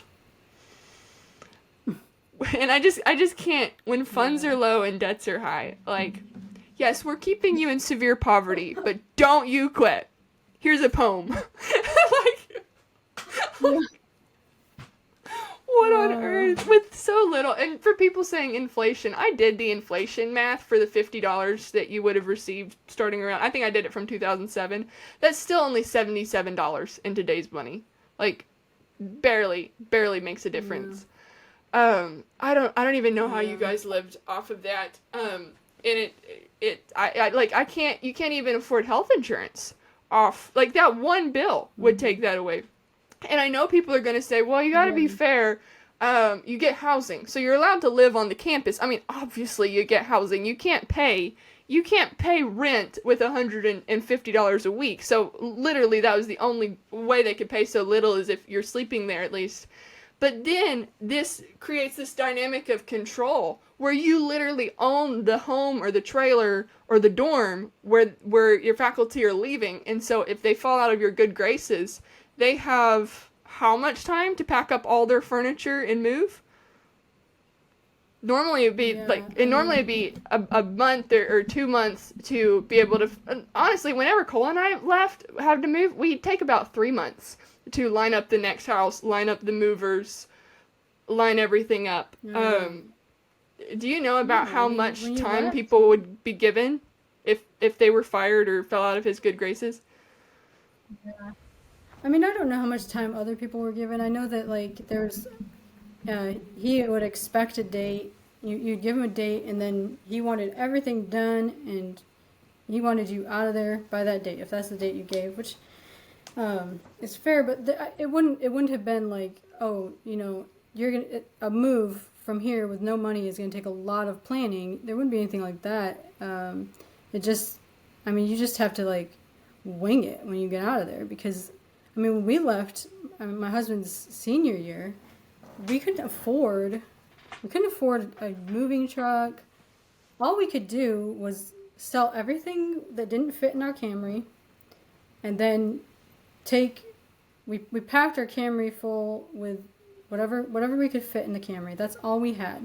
We left with no home to go to, but we had, somebody had offered to let us stay in their evangelist quarters. Until we could get our feet on the ground. But yeah, that's all you can do. You're going to be homeless because it takes time to find a home and all that stuff. And you can't do it with what you have on hand. You don't have enough to save up money to do this, or, No. And so, yeah, it's crazy, because every time Cole and I moved, like, we had to move long distance, and the cheapest way we could find to ship our furniture, it was cheaper to ship than even do a U-Haul, was $6,000. And when you're making $150 a week, which is sounded like the highest you made, you can't possibly, you will never have money for a moving truck, even if you were able to find one for $1,000. And then the down payment, man, and especially if you're coming straight out of Figby, it's not like you have savings. No, you don't. And the second time we left, we had to get a loan, and my husband went to the bank and he explained to them, like, this is our situation. I do have a job lined up when I get to where we're going. And they graciously gave him a loan. Now, I mean, it's a miracle, because at that point, he didn't have any, like, substantial income, to pay that loan back, but, they gave it to him in good faith. But yeah, I mean, we had to take out a loan to get on our feet. There was no other way. Wow. So before we get to the story of why you eventually left, even though it was incredibly difficult, the two other things I want to talk about is the braking system and the concerns that you had before you left. And before I get to those, though, I've just got to say, what you're describing, the way you worked and the way you were compensated, does not sound like a Bible school run on faith. Because with faith, God actually provides the way that's supposed to be a faith model school. But this does not sound like God miraculously providing provision and funds to run this school. It sounds like manipulation and exploitation. And when you're talking about it from faculty's perspective, like, oh my goodness, the stories are so terrible. But I also remember from a student's perspective, like, the student labor also being exploited. And working on campus kind of makes sense because your tuition is so low. So I could see that as plausible, especially if there were more boundaries, if there were more expectations, if there were more like, you do this amount of work and that goes towards your tuition. And so just putting aside the on-campus work, but I remember off-campus work. I remember students working on the Peretic's rentals. I remember being one of the students who was in the unfinished crawl space / basement of one of their rentals, and just someone had just trapped their dog downstairs for who knows how long, or how often, and I was just scraping out pile after pile of dog doo for free, unpaid labor in one of their rental properties, and kind of thought it was weird as a teenager, but looking back as an adult, I'm like, what on earth? Like, if I had someone do that, you have to pay them. Like, these rental properties or houses to flip or whatnot, they're profiting the Peretics personally, I'm assuming. It is. Yeah. It has nothing to do. This is stuff, if they want to have rental houses, they should be doing that work themselves or hiring people to do it. Right. They are exploiting students to do this work for free, and they are profiting from that. Like, yeah. That blows my mind. And the students aren't allowed to work for their own money. They're not allowed to go get a job and make money. Yeah, and if they were to say anything against this, it's like, I mean, disloyal, rebuke. I mean, it's just, God's using you, like, oh, didn't you pray, Jesus, use me? Like, yeah. Don't you want to be broken? Like, remember that song? Exactly. I want to be broken. Let me break you. Ah! Yeah. And to be completely fair, because like I said, we're trying to be as honest and real as possible. When I was working on their rental properties, it was because it was like we had a really hard work day. Something was coming up, and there's a major work day at school, and you're going to be, I don't know, like scrubbing grease off the kitchen vents or something. Like, it was projects like that, and they're like, or you can come off campus and work on rental homes. And you get to go off campus, because we're not even getting into all the rigid rules. But long story short, we weren't allowed to go off this tiny campus except for these certain designated hours during the week. So it was like, you can go off campus and So- work for free. Or, so that's how, like, they did it without saying you're forced. But I will share one more story before we move on, because I do want prospective students to understand this stuff. And you can back me on it if you think it's true. But I remember while I was a student, I had good friends, guy friends, who were FGBI students. They went on a ministry that was not volunteered. They just go to the chalkboard, see their names, they're going on this ministry. They went on that ministry. They came back, and this is my account of what they said. They said that was not a ministry. Yeah, they'd gone to Kentucky, and they said, yeah, they made us sing, testify, preach, whatever they did in the church services on Sunday. But besides that, it was hard manual labor, long hours. One of them said he was sick, running a fever.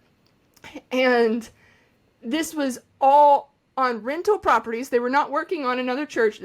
Again, I'm just repeating what was told to me when I was a student. And they said we were working on rental properties of one of Thomas Peretic's friends. For free. Yeah. Unpaid labor. Required labor. That's insane. And I'm just wondering, did you see stuff like that? So, I think that practice escalated after we left. But it was there. And at the time when I was there, they were taking students to these private rental properties to work and stuff, but I always assumed that they were paying these students. I thought that they were using it as opportunities to give the students money, which I had no evidence to support that or anything. That's just what I assumed. I assumed that, they're probably taking these students over there and giving them a chance to slip them some cash for helping them out or something, that was my assumption. But I found out best case scenario, best case scenario, that happened to a few people and we don't know about it. But I will say, as one of the students who was working, just scraping out dog poop out of this dirty basement, no, I've never slipped any cash. Okay, so moving on, the braking system. This. You talked about it, I think, in your first article about there being what you called a braking system, and about Thomas Peretic saying he could break people like horses.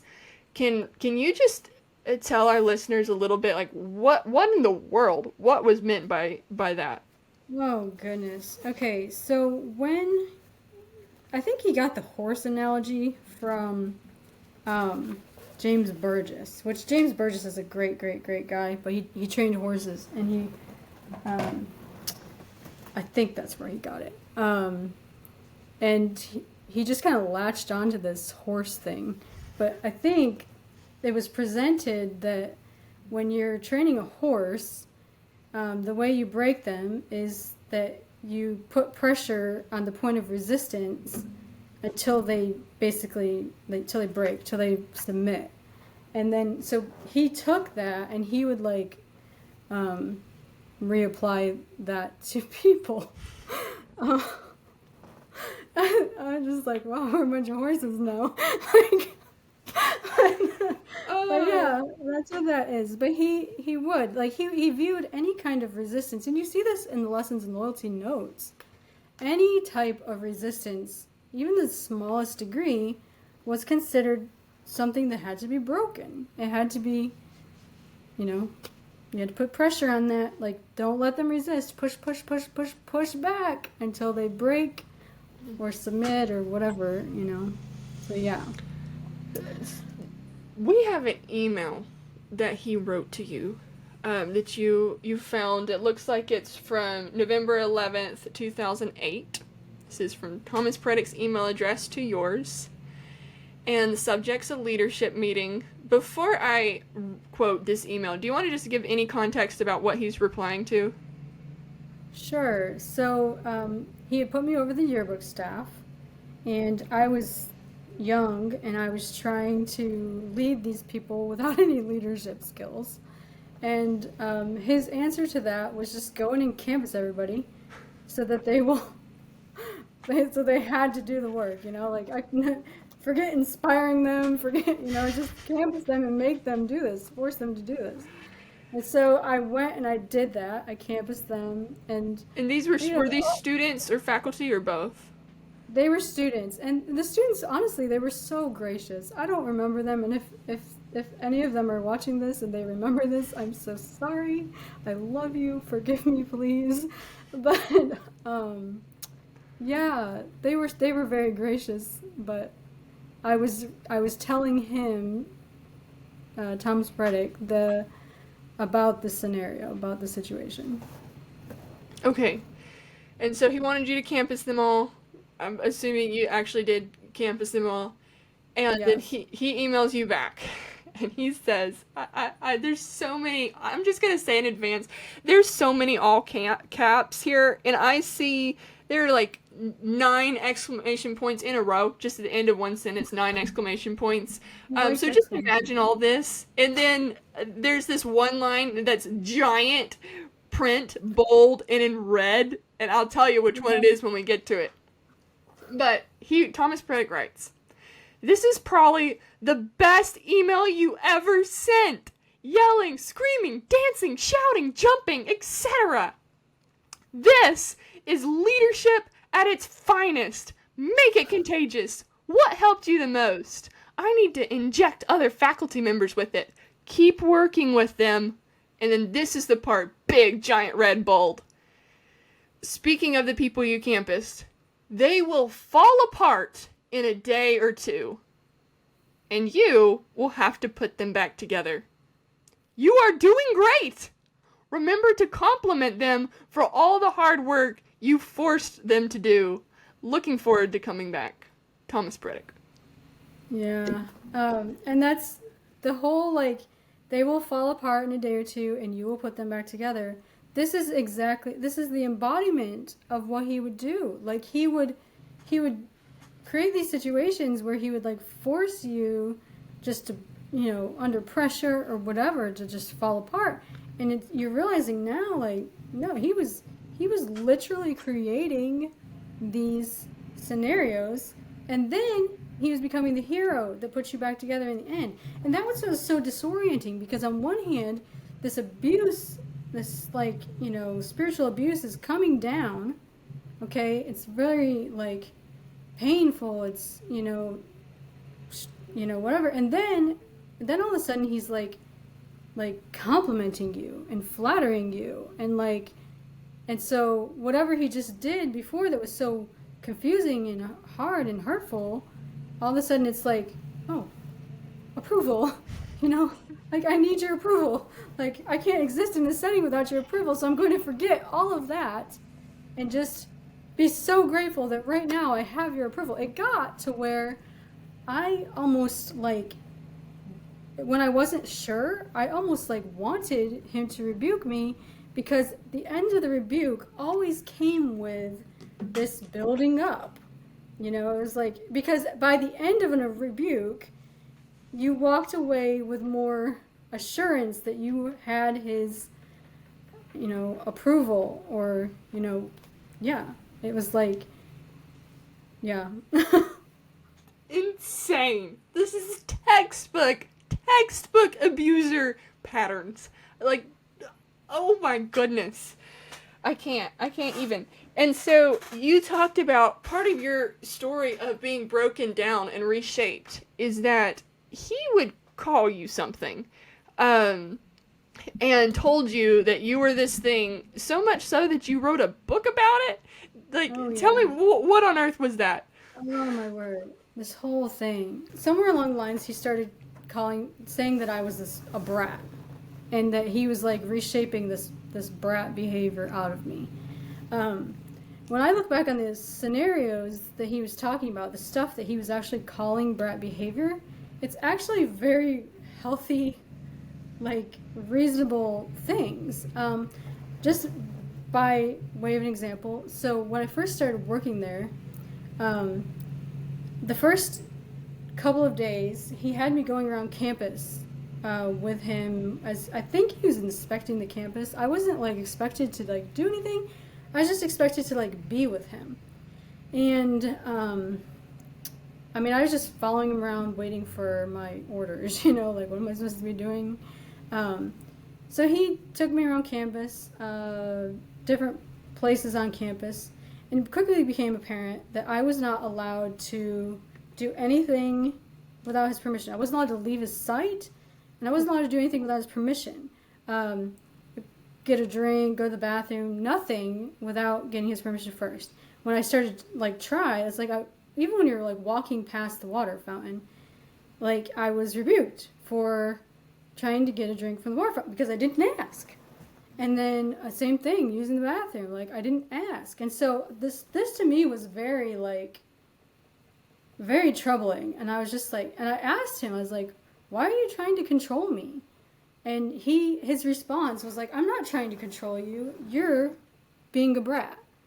And so when he's this whole narrative of Becky the brat that he transformed, this is the brat behavior, quote unquote. It was, why are you trying to control me? What reasonable person would think that it's okay to, tell this person you have to have permission to go to the bathroom, to get a drink? I mean, at lunchtime, I was trying to go take that break by myself because it was this was really exhausting to have this kind of dynamic. And I was trying to go spend that lunch break by myself, and he wouldn't even let me do that. It was no, you have to stay here, eat with us, be with the faculty. And it was just it was just very on a leash and very demeaning, I guess is the word for it. But yeah, what he it's stuff like that he was calling brat behavior. Or say he would apply some label to me. There's a specific situation where I was hanging out with some students, and we were just I guess we were just exercising. It was just me and a couple of girls exercising in long sleeves and long skirts and high necks or whatever. And we were just having fun. I think it was just I don't know, exercising, but we're probably dancing, kind of, not legitimate dancing, because I couldn't dance to save my life. I've never danced in my life. It was just fun. We were just having fun. And somehow there was a video taken, and he got this video, and he called me into his office, and the rebuke that came over this video, Natalie, you would have thought that I had snuck off campus in the middle of the night, crawled into a club, and been dancing on the platform or something, and he'd come rescued me out and was rebuking me for that. It was just exercise and dancing with friends. I wouldn't even call it dancing. Anyway, somewhere in this whole thing, he said that I was being sensual. And so I contested that, and I was just I do not, I don't see that. I'm not, that's not what I am, or whatever. But he just came down so hard, this was such a horrible, horrible, horrible thing. And I'm trying to reconcile in my mind, what I know is reality versus what he is saying and how he is reacting.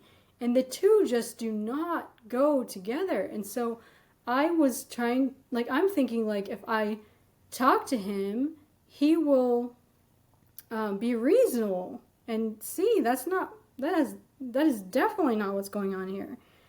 Anyway, the whole thing was your friends are carnal, you need to cut them off, you're sensual, you know, all this, I had to, the only way out of that was to submit and say, okay, that's what I am. And so, even though it wasn't true. So when he's talking about this whole brat thing, this whole story, this is the behavior. It's clarifying things, seeking to present yourself accurately. It's asking to not be controlled. That was brat behavior, and that's where the brat persona came up. And yes, a couple of years later, he thought it was a great idea that I should write a book for. He actually suggested. I have an email where he's the one that suggested it. He thought it was a great idea that I should, and it told me I should write this book for Holiness brats. Yeah. And it's called the Brat Book, right? It's called the Brat Book. Yes. Oh my And word. So yeah, and it's like he had this narrative that he had this, like he would tell these people that came through, like, paint this picture that he turned this brat around, and like, then he would like glory in the transformation, you know? As if he was, like, he saved you. Like, Yeah. he transformed you. And really, he just He broke transformed you me. down and He tried to... did transform me, but it was in a very destructive way. My goodness. Okay. So I've got an email here. And I'm going to quote a little bit of you, and of course I can take it out if for some reason you don't like this quote. But I'm going to quote you, and then I'm going to just say what he said. Now, you wrote him. I'm not reading the whole thing by any means. It's a very lengthy, very thoughtful, very considerate email. You'd been learning about authoritarianism, and you were concerned that it kind of sounded like he was leading in an authoritarian way, but you are doing the right thing according to his teachings, and you're taking it straight to him. You're going straight to him with these concerns. So you write this really thoughtful, lengthy letter. You tell him that you're so confused and tangled up in your mind, you don't know what to do. And in this last paragraph, you said, I am so confused because the things that we teach are biblical. Obedience is biblical. Loyalty is biblical. Reproving is biblical, etc. But then, you're referring to a book you'd seen, but then he says one of the red flags is that the authoritarians use it's scriptural to back themselves. And you talk about every time you defended FGBI as you're trying to read this book, it attacked your defense. And you say, I just don't know what to think. I think holiness and its purity is correct. I really do. But it's just, you say it's just expected, demanded, and fulfilled. And then you say, towards the very end, where are we supposed to draw the line between what we tell others to do and what needs to be worked out in their hearts? I am not going to renounce holiness or FGBI or anything like that. I love both very much, but I want to live and teach and be involved with all that is right. I'm just terribly confused right now. And that's how you end this really thoughtful letter that you wrote to him. And he just sent you back this short little reply. And he says, from Thomas Peretic to Becky, November 30th, 2009. He says, I looked up authoritarianism. I looked up authoritarianism. Wikipedia. By its description, normal parents who don't raise brats are authoritarian. Mm-hmm. See how that's so crafty? Like first of all, he's like disqualifying my mom, who I mentioned, having concerns about authoritarianism, and bringing up the whole brat thing. This is who you are, you know. You can't listen to her. She raised a brat, you know. Like, oh my goodness. And then just not answering the question, you know, Right. like completely never answering the question, never giving the time of day. Oh my goodness. So, yeah, I forgot to mention that point that your mom was concerned. And so he in one little line, he's quite crafty, use Wikipedia to attack your mom, tear down your character, discredit you both, and say that you're a brat, she raised a brat, you're both not credible, and anyone who doesn't raise a brat or isn't a brat, they're authoritarians. That's what's healthy and normal and good leadership looks like. He doesn't even disavow it. He doesn't say, I'm not authoritarian. No. He just says, yeah, that's what healthy is. Authoritarianism. Yeah. Wow. Yep. And really, when you're talking about how your brat behavior was sometimes you dared to kind of think for yourself and be your own person in the tiniest little ways and have a little bit of autonomy, and that was brat behavior.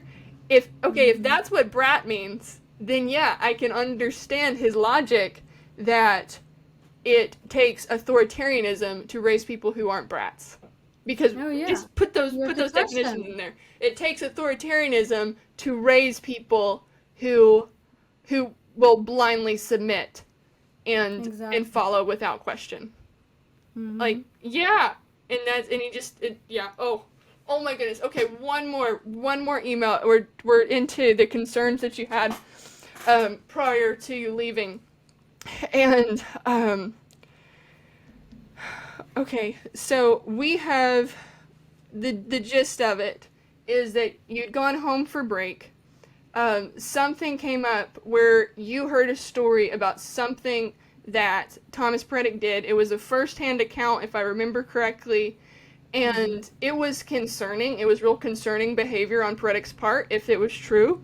And so you did the right thing according to his teachings, and you went right to Thomas Peretic and you said, "Hey, here's the whole story that I heard from about someone who worked with you," and you heard it on break, which is gonna come up momentarily, and you just asked him like, "Can you make sense of this for me? Because this sounds like you did something pretty toxic."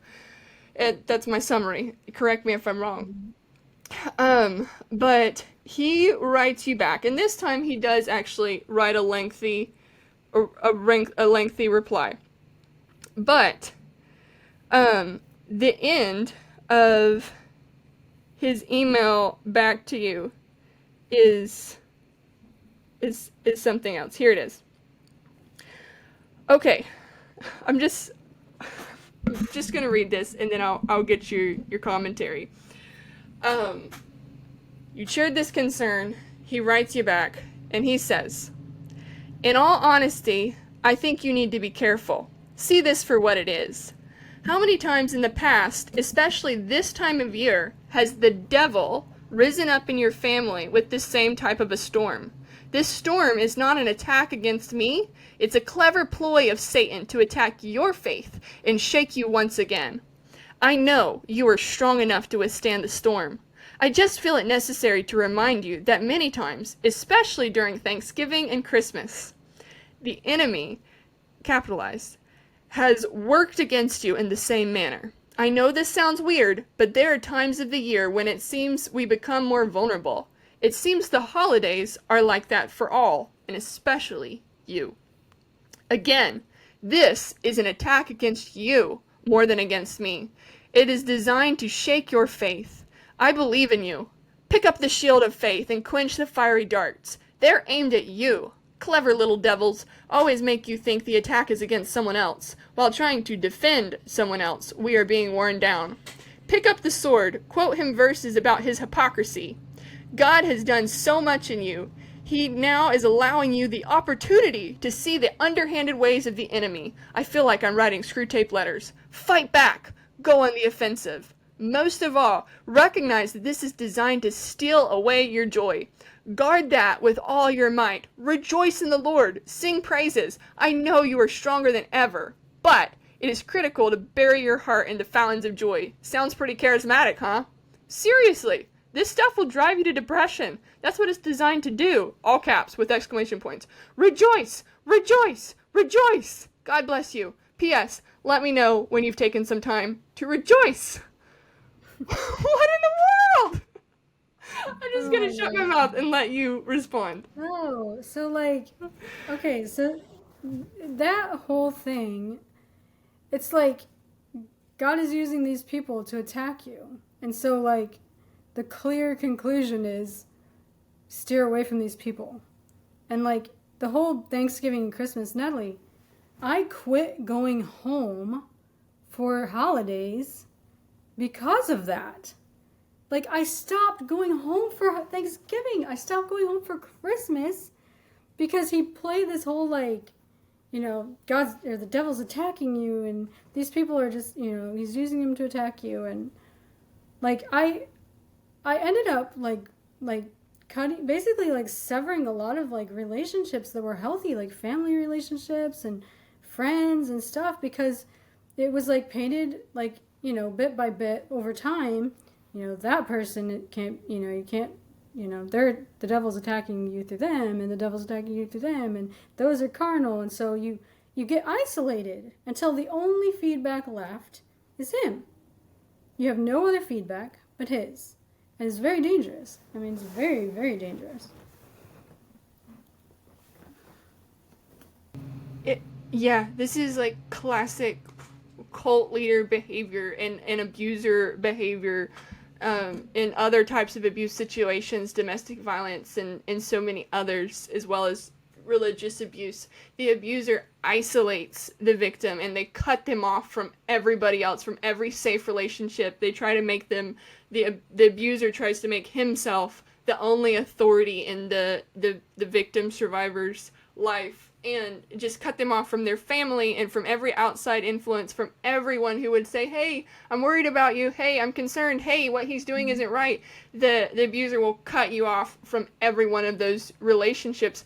That's what an abuser does, and I'm just saying, I see the correlations. The audience can choose for themselves, decide for themselves, because we're just sharing, what he said verbatim. Like, you present him with an account that's concerning about himself, and even though I didn't read it, he does respond to that somewhat, but then he just really hones in on, this isn't about me, it's about you, you're doubting me, and so this is about the devil and Satan tearing you down. Stay away from your family, stay away from going home on Christmas breaks, you just gotta be with me, I'm the only person safe.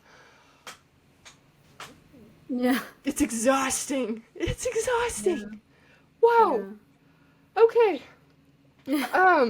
Moving on. Trying to move on. You eventually got married.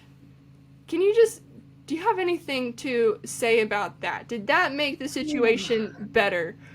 No. What happened there? It made the situation 1,000 bajillion times worse.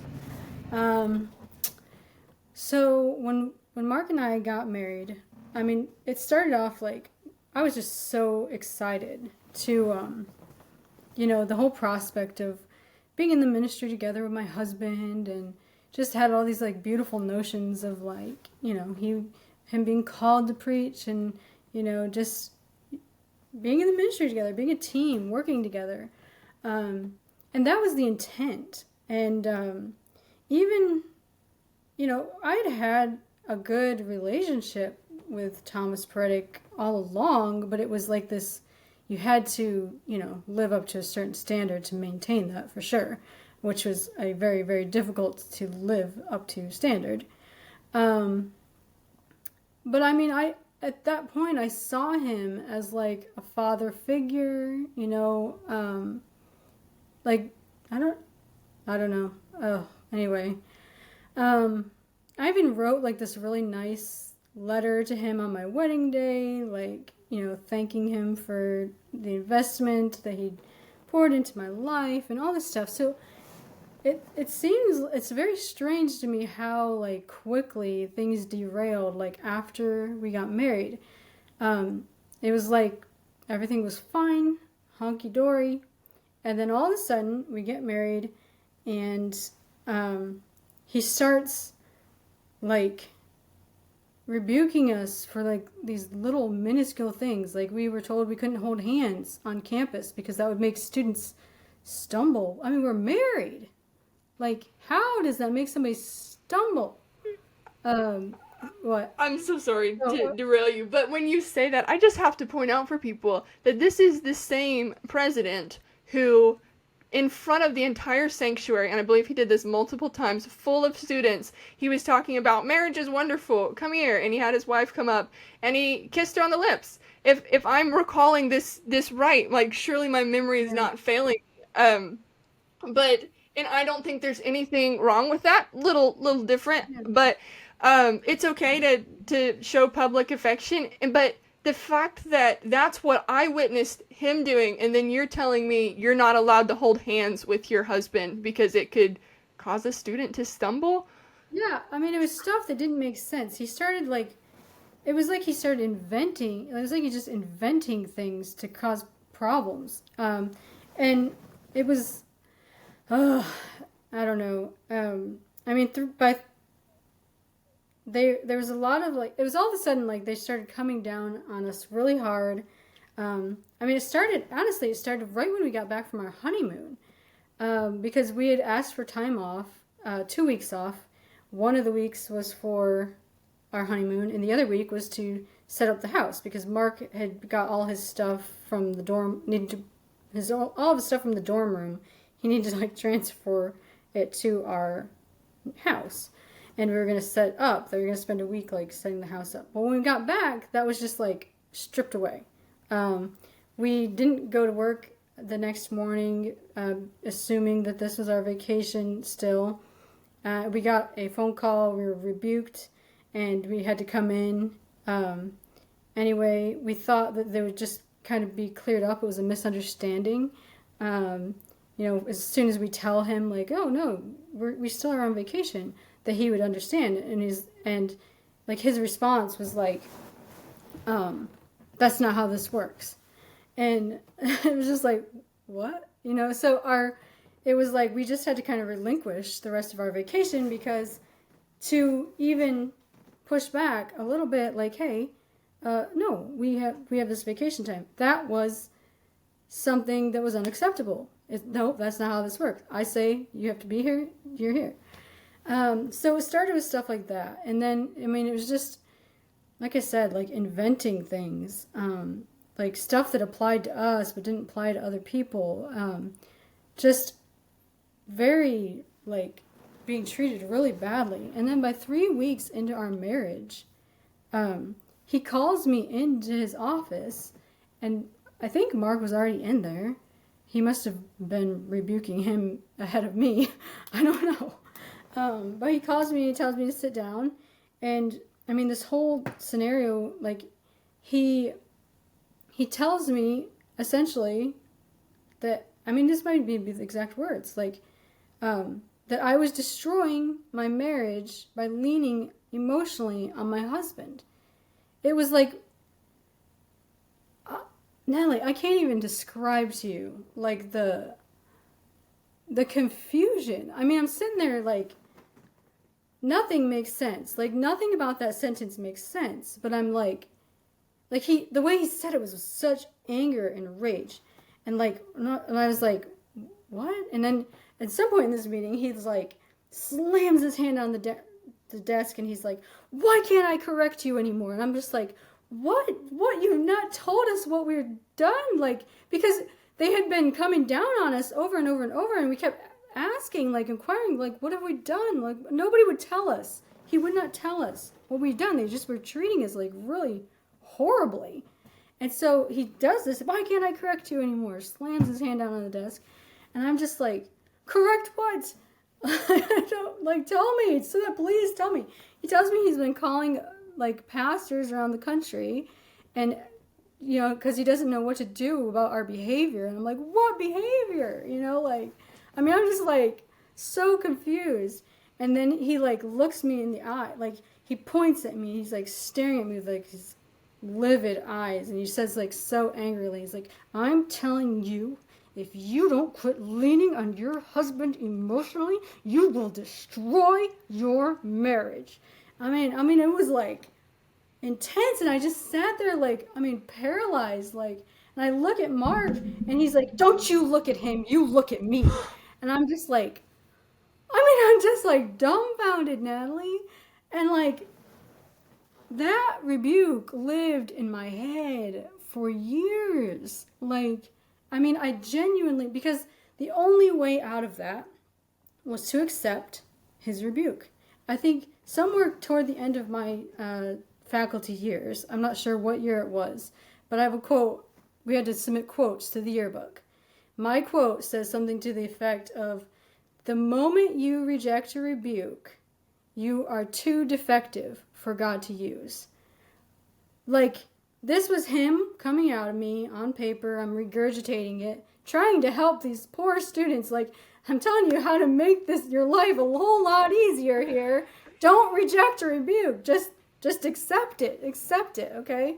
So, like, the only thing at this point, like, I don't reject rebukes. Like, and so I get this rebuke, and, like, it just terrifies me. It just shredded me inside, because all I had was this beautiful, picturesque dream of, like, being in the ministry of my husband, and this whatever. And like 3 weeks in, I'm being told that I'm destroying my marriage by confiding in my husband. So it wasn't enough to isolate me from all these other people. He had to isolate me from my own husband. And I mean, for years, Natalie, I thought I could not confide in him. I genuinely quit confiding in my husband because I thought that a godly wife wouldn't do that, because if I confided in him, that would be influencing him. Influencing him would be leading him.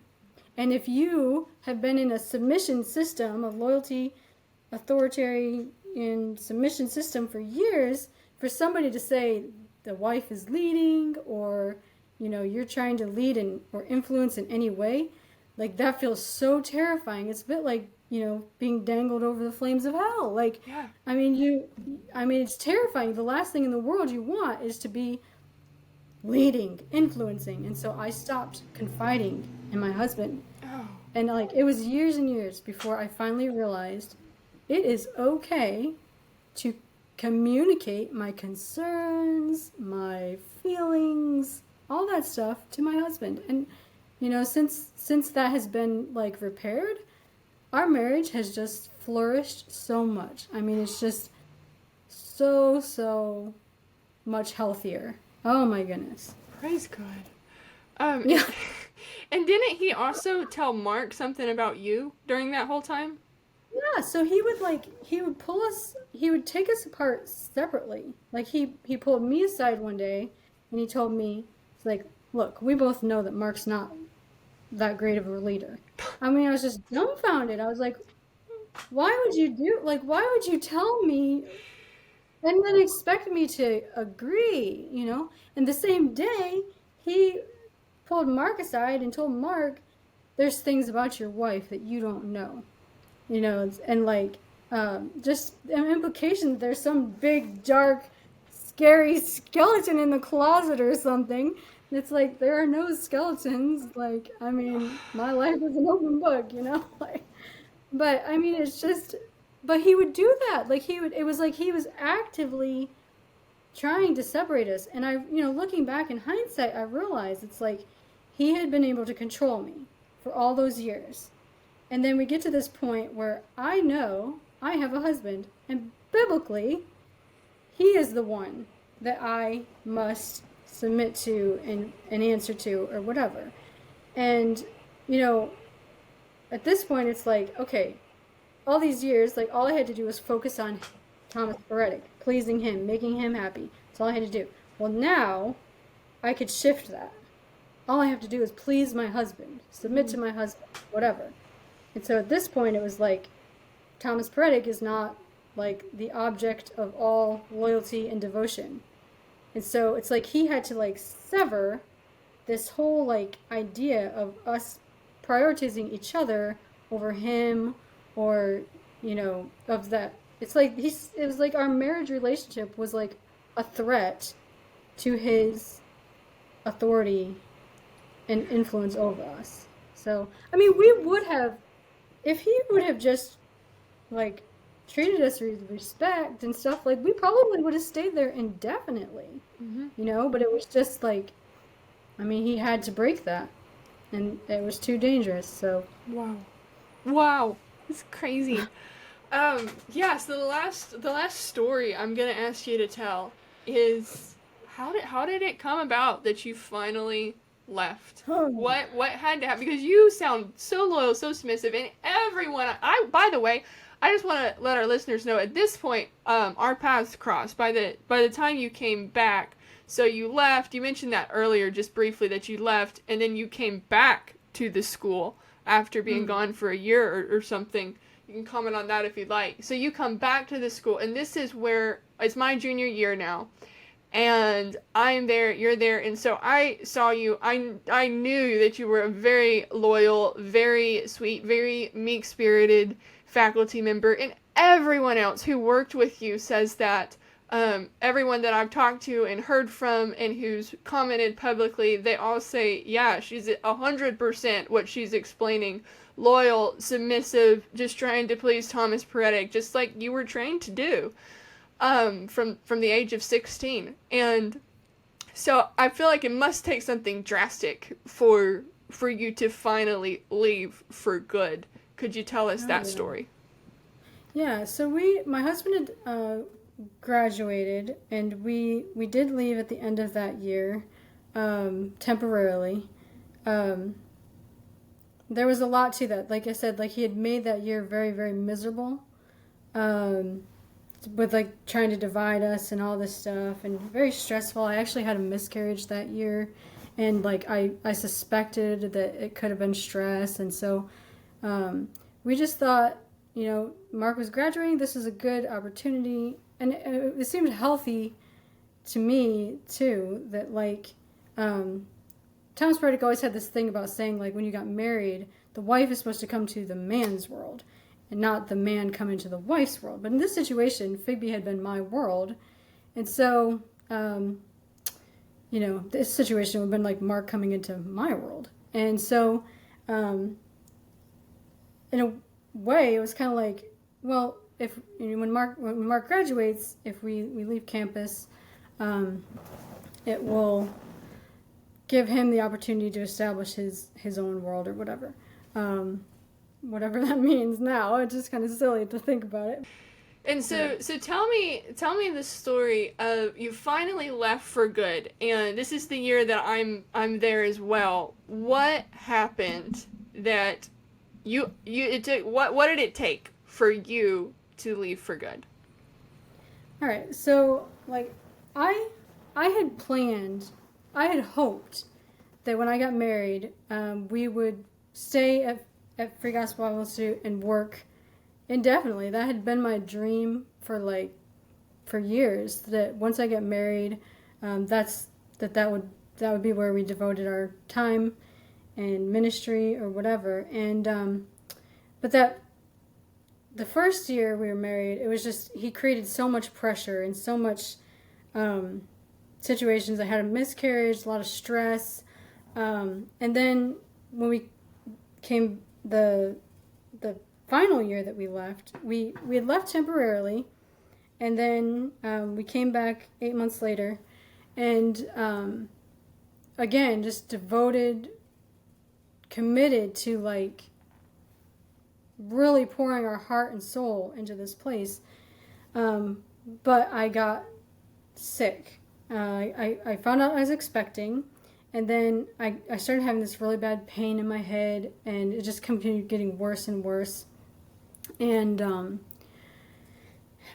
within days of the onset, Mark ended up taking me to the hospital because I started throwing up. I couldn't stop throwing up. It was like a reflex that just would not turn off, and I was just dehydrated. Couldn't get myself together. Sick, headache. He takes me to the hospital. I ended up in the hospital for like a week. They did like a CT scan and stuff. We didn't use contrast, so they didn't immediately catch that there was a blood clot there. But there was a blood clot at that point. It was verified later by the doctors in the end. So I was very, very sick. I come home. I'm still in this very like weak state. I can't even take care of myself. I'm like an invalid for about 4 weeks. Mark's taking care of me.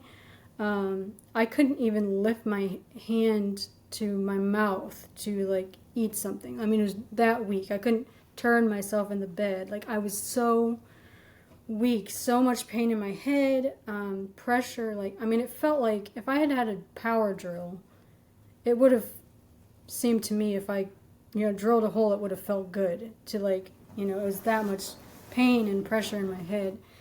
Anyway, this whole year, like, I mean, this goes on for a long time. For 4 weeks, I'm like in this extreme weak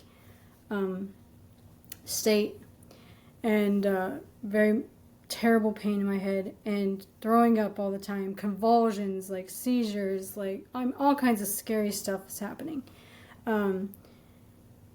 Thomas Peretic starts to kind of apply some pressure. He tells Mark that he needs a doctor's excuse for me to be missing all this work. Well, we're trying to think through this. Mark is I was so out of it that that I wasn't doing a ton of thinking. But Mark's reasoning was, he's the employee, wives are volunteers. In what scenario does a volunteer have to provide a doctor's excuse to not volunteer? You know, like, and Mark was taking care of my duties. So it's not that these things were not getting done. I mean, it put a lot on Mark's plate, of course, but it's not that it wasn't getting done. And so that was like the first thing. As the time goes on, I'm starting, from 4 weeks, I start to get very, very, very slowly better. It's like a snail's pace of recovery. And I'm trying to do a little more each day, like I will walk from the bed to the couch, which is maybe like 20 feet. And that's all I could do for the day. I mean, I couldn't even use the bathroom by myself. My husband had to like almost carry me into the bathroom. I mean, it was so bad. But then I was like, I knew that he was really pressuring Mark to get me back into work. So I'm trying really hard. It's like almost like trying to will myself to get better. And so I would, do a little bit, like I might do the dishes. But then just the activity of doing the dishes, it was like, that would like set me back almost like 2 weeks in weakness. And it was like just this little bit of effort was just, it was like climbing Mount Everest just to exist.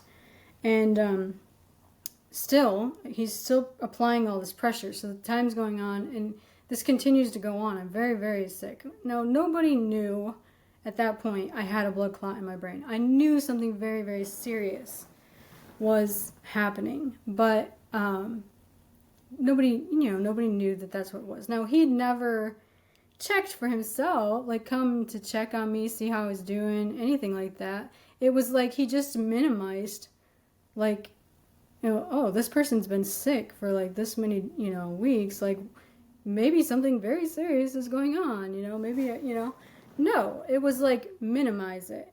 So they had hired a school nurse. And she, students would, if students were sick, the idea was that she would check and verify or invalidate that or whatever. And somewhere in this whole process, he decides that, well, now faculty should be screened by the nurse to determine if they are truly ill or not. And so, like, Mark, he's just like, no, that's just, we're not doing that. She's not coming in our house. She's not going to screen. He can see with his own eyes that this is very, very serious. Anyway, it gets, as time goes on, I'm slowly getting better. I'm able to, I'm putting everything I've got because I know that Brother Peretic is putting all this pressure on Mark to get me working and all this stuff. And so I'm trying to prove, look, I'm working. I'm having Mark bring work to me. I'm working in it from the couch. I'm trying to get to the office. At first, I could get to the office for maybe 30 minutes. I would spend 30 minutes, and then I just have to get home. And then maybe an hour, and then eventually, 2 hours, and then 3 hours. Well, we get to, 7 months pregnant. And we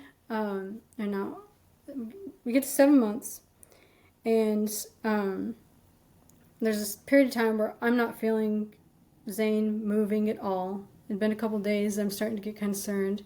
My blood pressure is rising. It's going up. My skin, I started swelling so much that the skin on my feet and legs was starting to rip. And so he had made this stipulation, I forgot to mention this, that we had to, so Mark was telling him that Mark had been taking me to all these different doctors trying to find what's wrong, because it was very, very clear that something very serious was wrong. We'd gone to chiropractors, we'd gone to neurologists, we'd gone to the ER, we've been to all these things. And a couple times Mark had to take me into the emergency room because what would happen was throwing up.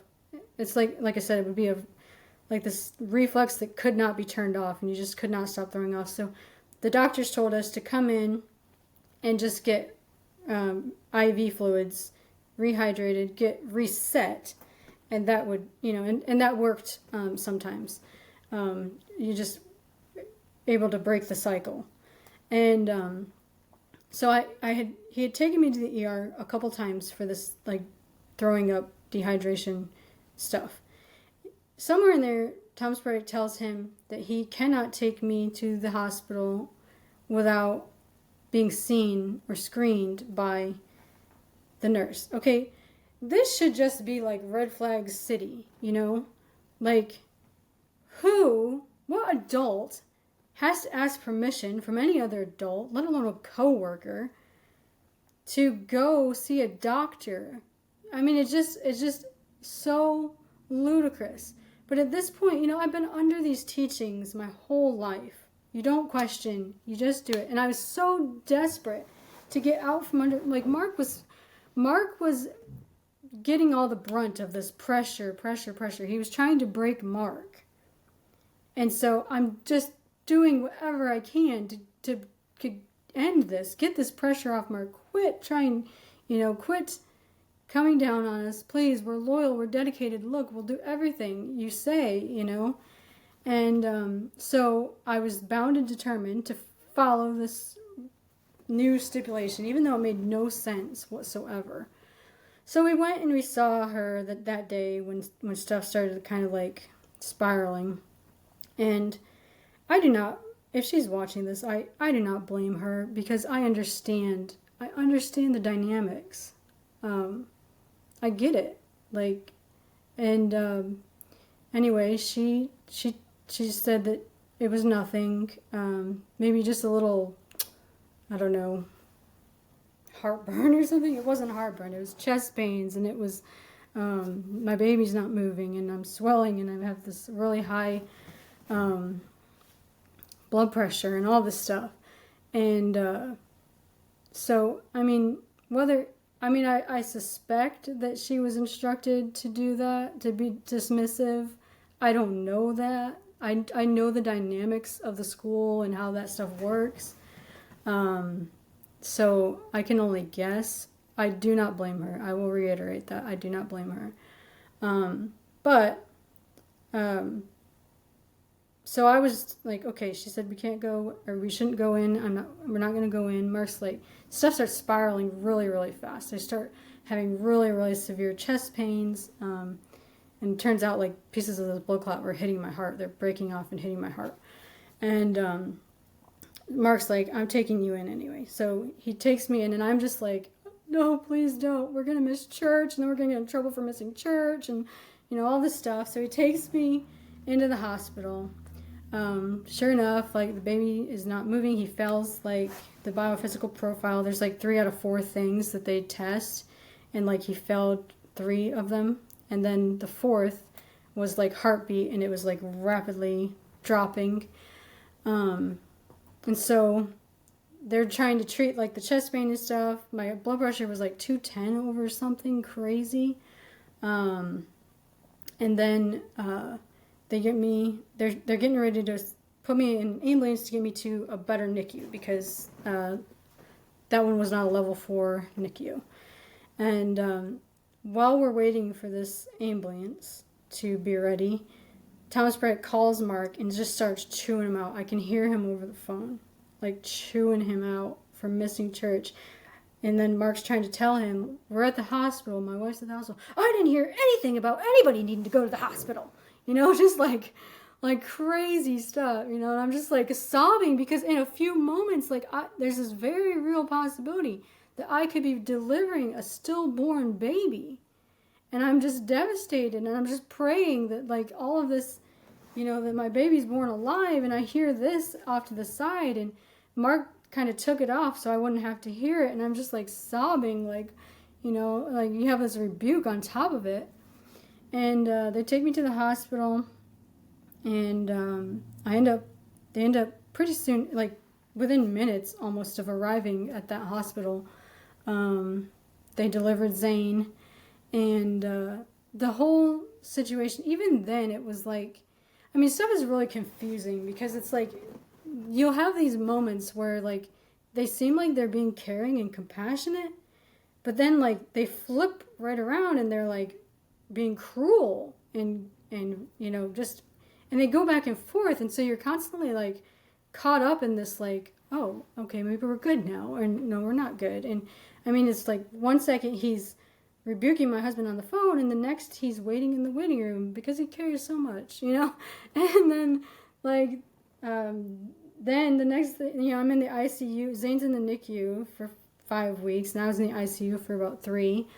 Then I'm in the ICU, and Mark comes in with this like big bag of finance work that I'm supposed to work on in the ICU. Thomas Peretic told me to work, like told him to bring it to me to work. And Natalie, I have pictures of these checks. Like I'm working on a deposit, and I was, for some reason, I had to take pictures. I don't know if I was trying to make a paper trail to make sure these checks, there's evidence that I had these checks or what. But I have pictures of these checks on the hospital table. Like, insane. And so then you have that, like he's making you like work even when you're in the ICU and your child's in the NICU. And then so there's like that cruel, and then all of a sudden you're scrolling through like Face or Instagram, and you see a picture, like there's a picture on Donna Peretic's Instagram of Thomas Peretic holding my baby. 2 mighty men of God is the caption. So it's like there's like this cruelty, and then there's nice, and then there's cruelty, and then there's nice, and it's like, it's so disorienting. Anyway, incredibly, Natalie, I still wanted to stay. I still wanted to prove that we would be dedicated. We were going to get better. We were going to get this baby out of the NICU. We're still going to prove that we can be loyal. We can be devoted. But at that point, Mark was like, no. Like, this is not healthy. This is toxic. And Mark made the decision, we're getting out of here. We're done. Can I just ask you a question on Mark's side?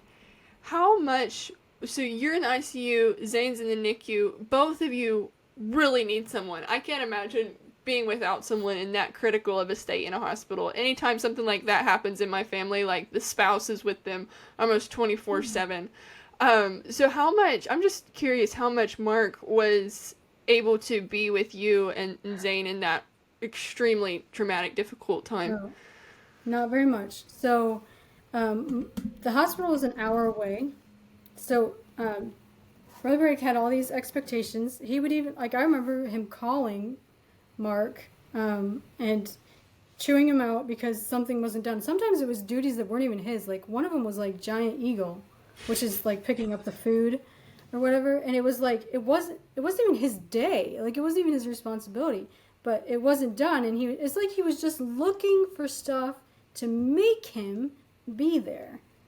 And like, so Mark would be there working for him all day, and he would drive an hour. When he got off work, he would drive an hour up to the hospital. He'd spend half hour with Zane in the NICU, and he'd spend half hour with me because I couldn't go to the NICU because I'm in ICU.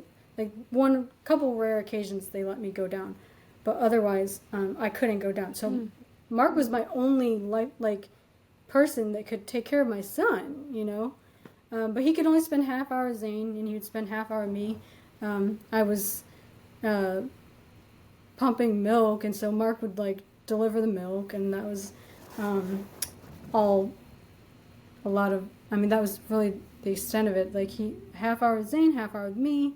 And then he would drive an hour back. And he would, even on his day off, when he should have been able to spend the whole day if he'd wanted to, it was like, you need to be here. Your priority is here. Blah, blah, blah, blah, blah. And it's like, really?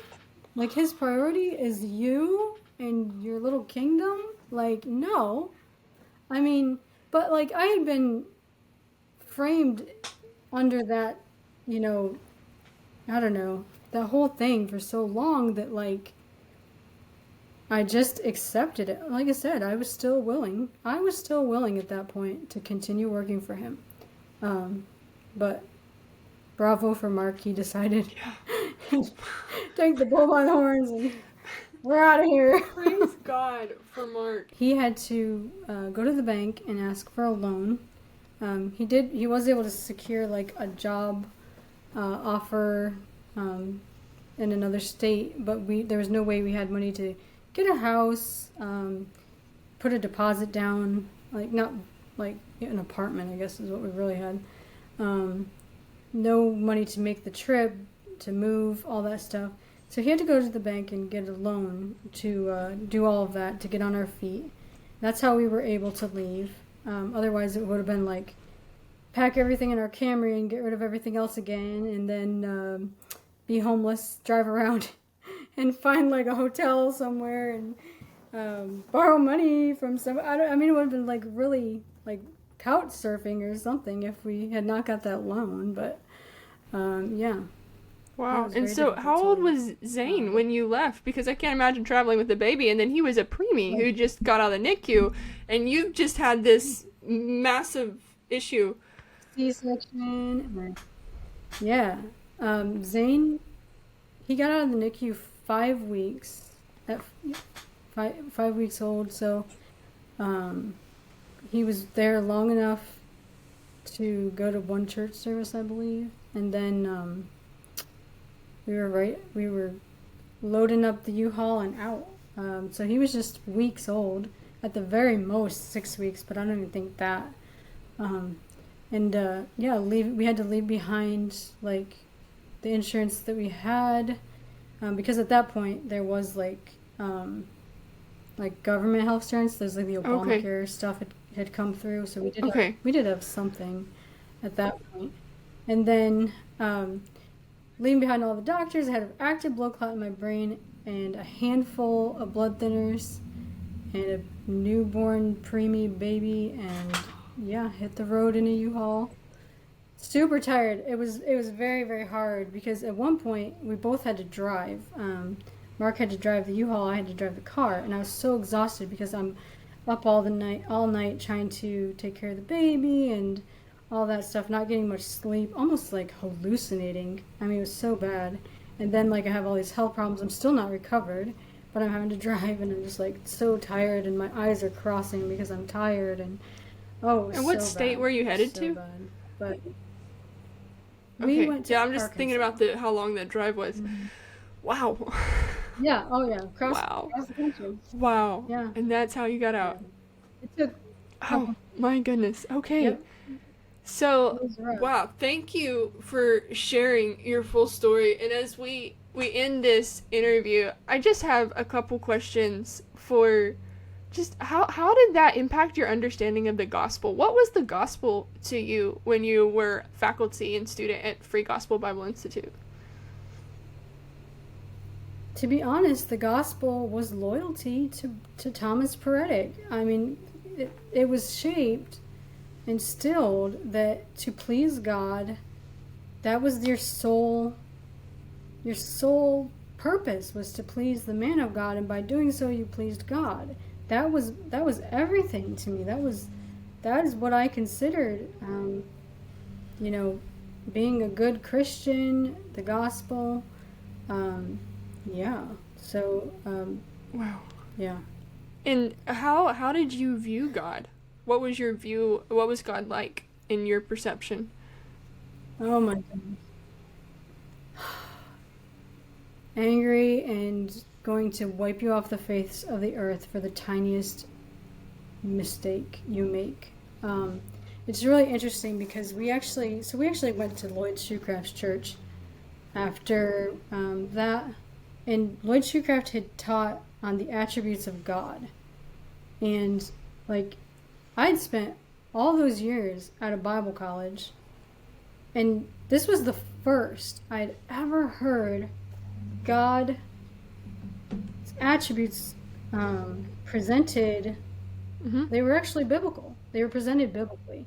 I had no concept of these attributes prior to this. I mean, and I remember sitting there thinking, like, sitting under Lloyd Shoecraft preaching these, like, this is nothing like what Thomas Peretic teaches. Like, it was like two totally different gods. And it was actually those teachings on the attributes of God from Brother Shoecraft's church that kind of stuck with me, when we went down the road and, in the untangling process, I was able to kind of hark back to that series of the attributes of God as like this, stone, this anchor, like, oh, but that's, and so that was very, very beneficial to me. But yeah, totally different from what is presented at FGBI. Thank God for Lloyd Shoecraft and him preaching that. That's amazing. And when you're saying that about what the gospel was to you and how you viewed God, and Thomas Peretic was a representative of God, and your idea of what you're supposed to do to God, be focused on serving and being loyal to him, let me just read one more quote from his notes here. He writes, "Loyalty always looks up. We cannot look up to Christ without recognizing those whom he has placed in authority over us. Your allegiance to Christ is reflected in your allegiance to those whom he has placed over you. Their determination to pursue Christ is enhanced by your faithfulness in supporting the vision God has given to them."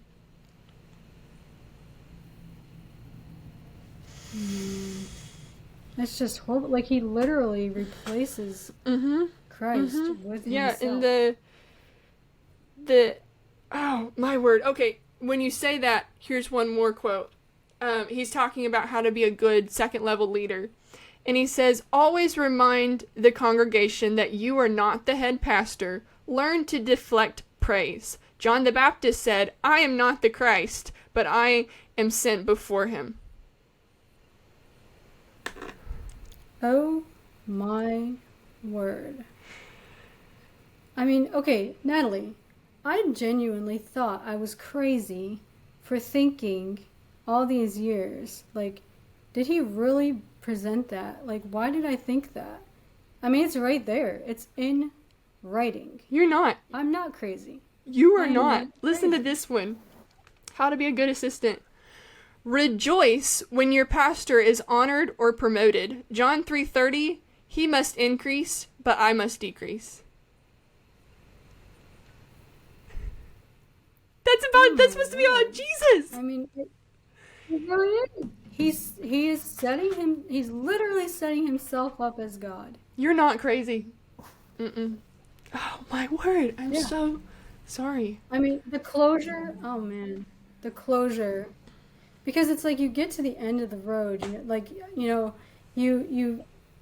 culmination of these teachings, they leave you in this like heap at the end of the road in a ditch somewhere, and then it's like you're left like wondering, how did I get here? There's so many times I ask myself, how did I get to the point where I was willing to risk my life and to show loyalty to a man? Like, how did it get that bad? But that's exactly what it is. It's those teachings over and over for years, reinforced, reiterated. Yeah. So tell me, I don't want to leave people quite on the note we just left off on. So let's give them a little hope. Tell me about how you came to a biblical understanding of the gospel. How did you get from that, the state that you left in, to where you are now in your understanding of God and the gospel now? Oh, goodness. Okay, so we ended up eventually in a Holiness church that was teaching Word of Faith doctrines. And I was unfamiliar with Word of Faith doctrine at the time. A lot of the vernacular that they use is very similar to the vernacular we grew up with in, typical Pentecostal settings. So I wasn't able to like decipher or discern some of this stuff. Well, we learned at this church that these doctrines, they kind of come with a built-in do not question the doctrines kind of stuff. And it's not like don't question the people or anything like that. It's just don't question. It's like if you have to have faith, you cannot, any kind of doubt, any kind of anything is like, that's like spiritual immaturity. So like you just need to have faith no matter what. Like the outcome is going to be the outcome you desire, So we were in this church. My dad got sick. He had terminal cancer. And these faith teachings kind of came into play. And this not questioning the doctrine of, word of faith, like I said, it has this built-in do not question stuff built right into it. Kind of converged with this do not question the man of God kind of stuff that I had from the background that I was in, like the whole FGBI framework of do not question the man of God, make the man of God look good, all this stuff. Now, the pastor of this church, he was not authoritarian or anything. Like, he was not the kind of guy that's like trying to control people, nothing like that. Some of the nicest people you'll ever meet in the earth.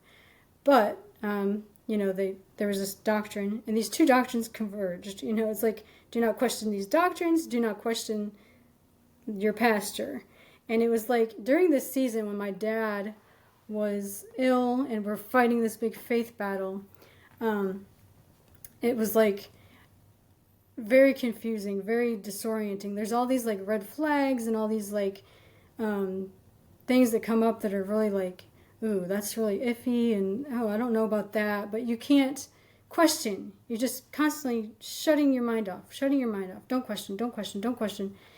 Until this whole thing culminates in like very, very traumatic situations. And it was kind of the aftermath of these situations that I kind of took a step back and I realized, I have been living this life, this Christian life, for 25 years, and the fruit of what I've been living has been consistently bad. Since I was a child, the fruit, it's like I'm seeing like trauma after trauma after trauma after trauma at the hands of church people, and just putrid fruit everywhere I turn. And I come to this place where I'm just so despairing, so overwhelmed with it's like, how can this be Christianity? How, And I felt really betrayed by Scripture, because I felt like I had stood on the Bible my entire life, and yet it's like the Bible was gaslighting me. And I didn't realize that the Bible, that I was reading it out of context. I had no concept of eisegesis or, no concept that I was supposed to read it a particular way. And so I became very distrusting of the Bible and of Scripture, and I just utter desperation. I remember crying out to God, like, God, I can't even trust your word. I don't even know if I want to stand on this. Do I really want to live my life according to this book? If this book, because, people are using this book, and all I see is this trail of slaughter behind this book. And, that's when I started to realize that it was the book being misused. And it wasn't Scripture as it was meant to be portrayed. It wasn't Scripture handled carefully. It was the Scripture being twisted and manipulated and made to mean all these different things. And so I took a step back and I began to examine all of these doctrines, and slowly, and just began to untangle bit by bit. And in that process, I felt like the Lord showed me, like, the reality of pride and sin, and how like deception, it just kind of traces back to pride, and like even in these subtle ways, even the virtues that we think we possess, they would come back to pride invariably.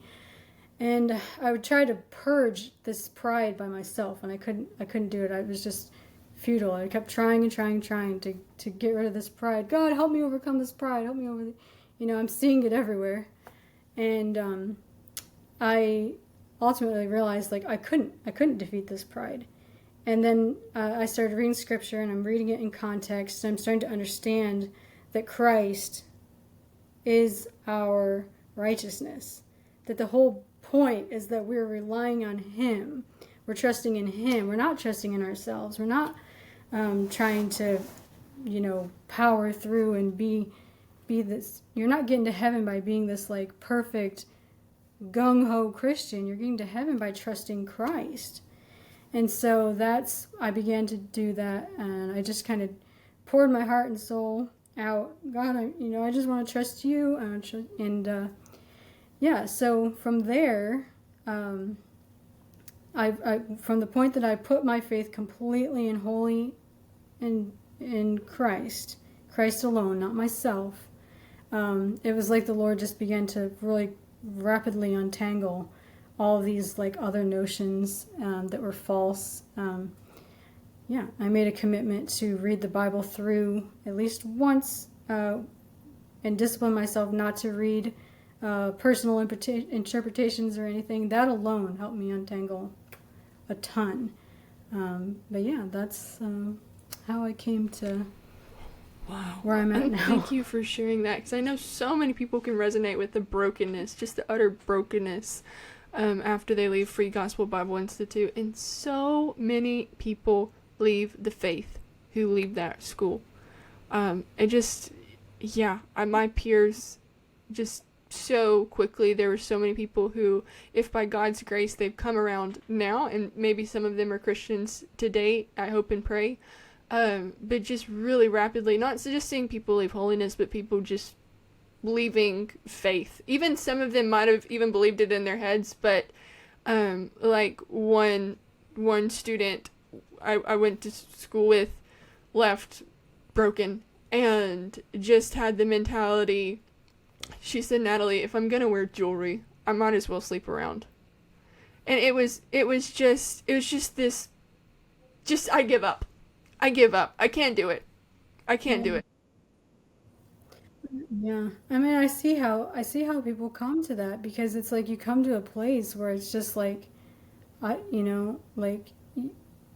you see so much destruction. It's like, what is the point of this? But that's the important thing, is realizing that, and this is our point, this is not the gospel, this is not godly, this is not healthy Christianity. This is why we're making this distinction, because the counterfeit stuff is what leads to these destructions and harm and damage. But the true gospel does not lead to destruction and harm. Thank you for sharing that. And I'm just wondering if, with your perception of the gospel, what it was, and then finally coming to understand, no, we put our faith wholly in Christ, and He saves us. He does the work. This beautiful gospel. I'm just curious. You can give a short answer. You can decline to answer. But do you believe that you were saved all those years? No, I do not. And I would say, like, if the criteria is like decisionism, then sure, I made a million decisions. I prayed 1,000 sinner's prayers, undoubtedly, because you're constantly putting this frame of mind that God's going to wipe you off the face of the earth. So you're constantly repenting. You're constantly like reestablishing like a sinner's prayer, like, oh, I admit that I'm a sinner. I believe that Christ died for my sins. Commit my life to Him. Because that's the only thing I really understood. Like, I would pray these prayers. So yeah, I prayed a cajillion of those prayers in my lifetime. So if that's the standard, then which I feel like it probably is, unfortunately, for many, even though there's a very strong lack of understanding to those things, then by that criteria, I was saved. But in my opinion, I was not saved, because I did not understand the gospel. I think that understanding the gospel starts with understanding who God is. If you don't understand who God is, you don't know why sin is wrong. If you don't understand what sin is, how can you know you need salvation from it? And sin is not just a list, it's an embedded nature. It encompasses our entire being, and we're powerless against it. If you don't know who Christ is as revealed in Scripture, how do you know to trust Him? How do you know to rely on Him? And I didn't know all that stuff.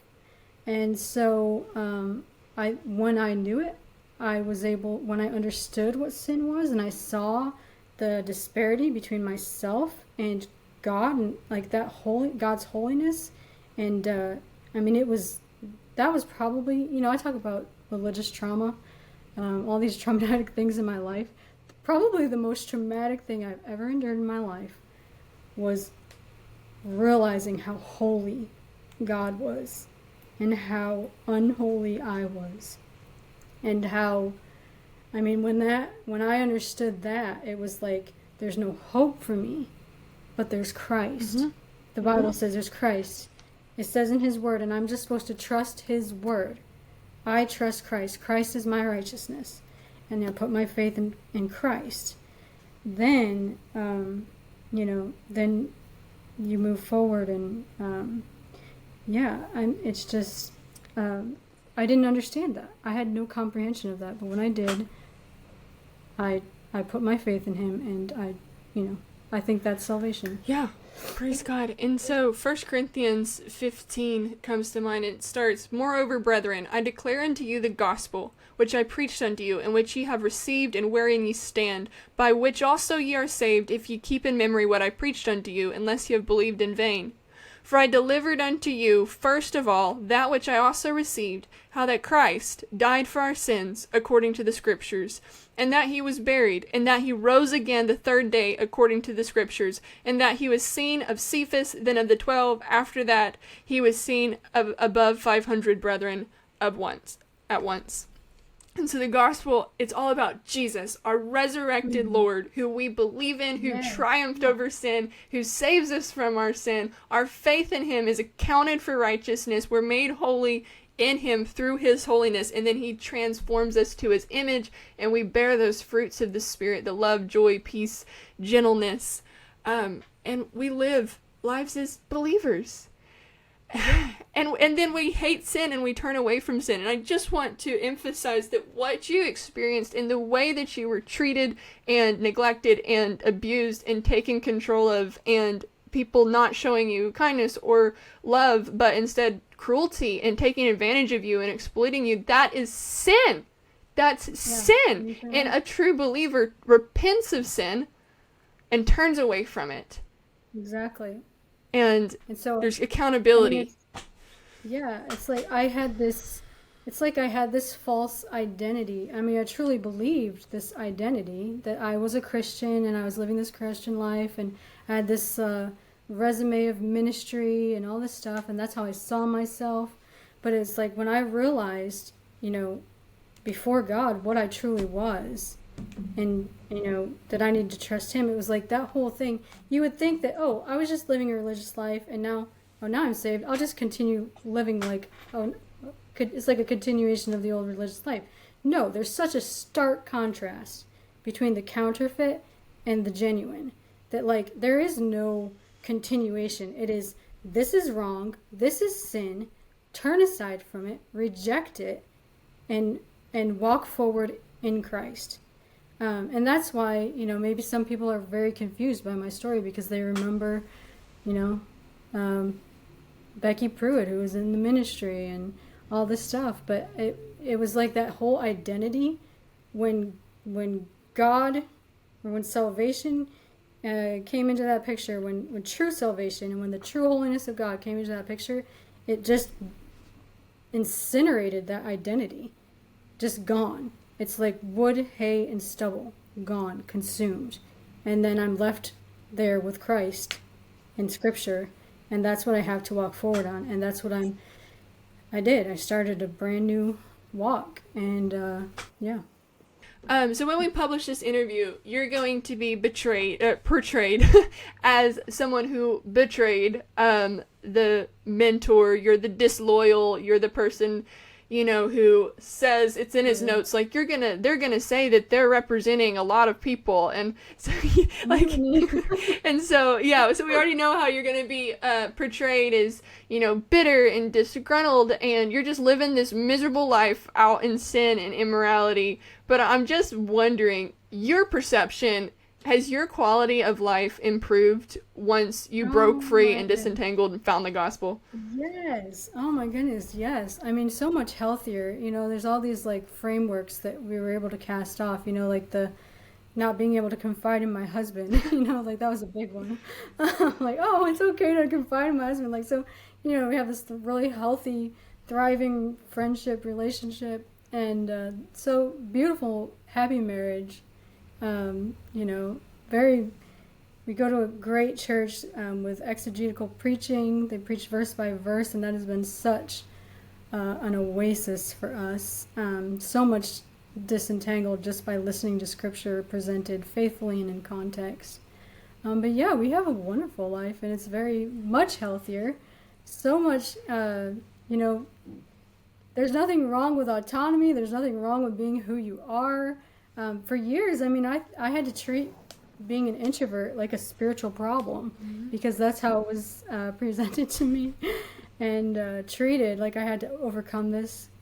But I can be an introvert, and I can be happy with who God made me, and yeah, so much freedom, and not freedom to sin. We're not going around sinning, Right. By any stretch of the imagination, but just freedom to be who God made you, to serve Him where He put you, to be faithful in whatever He's in front of you.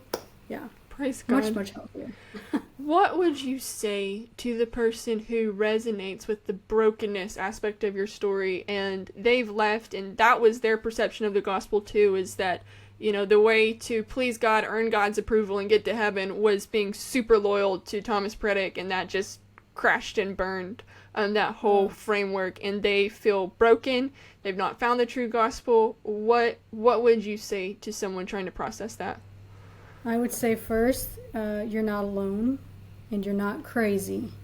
And second, that you are allowed to acknowledge that what was done to you is wrong. If we cannot even identify what is wrong, if we cannot look at something and say what is wrong, it's impossible to move forward.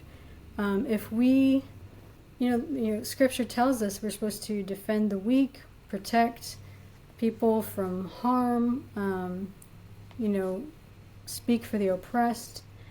How can we do that if we can't even define what is wrong? We have to be able to look at something and say, hey, this is wrong. And when you can do that, that's the beginning to healing.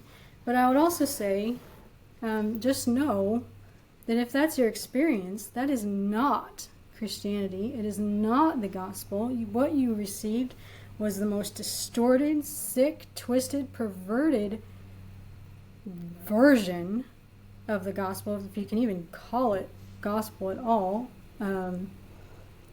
It's nowhere near the real thing. And I would just encourage them to read their Bible in context, commit to reading it in context, pour your heart and soul into that book, and that alone will bring so much help. And also, find somebody to talk to. That if you can talk to us, a pastor. We have a couple pastors on our team. We are willing to hear your story. It's very, very difficult to navigate that when you're not allowed to talk to anybody about it. And so we invite you to talk to us. We'll help you walk through it, help you process it. And yeah. Yes. I'm so grateful that you and Jamie Norman and Josh Ratliff and Christy Benfield are willing to come together as volunteers and join me in just being able to extend the invitation for people who are experiencing the confusion and the disorienting nature of having experienced that. We're willing to talk with them and help them disentangle any way we can. And of course, if there's a pastor you can trust or someone in your own life, absolutely go to someone in person. And there is healing, there is hope, but it starts with talking. You can't just suppress it all down and stuff it down and try to pretend like it'll go away. I have tried that with other things in my life that were related to all this, and I promise you, like 4 years later, hit me like a ton of bricks where I couldn't function because I keep having like intrusive thoughts and like panicky feelings from trauma that had been stuffed down in the past that I was told by Peretic and others, but like he told someone who told me, to be completely fair. But anyways, don't talk about it. Don't tell your mom. Don't tell your sisters. Don't tell your best friends. You can only talk to God, and that's how they cover for people who have sinned. And it's sickening because what happens is it's the abused and the victim and who suffers. because you can't heal all by yourself alone in a corner, especially when you haven't been given truth.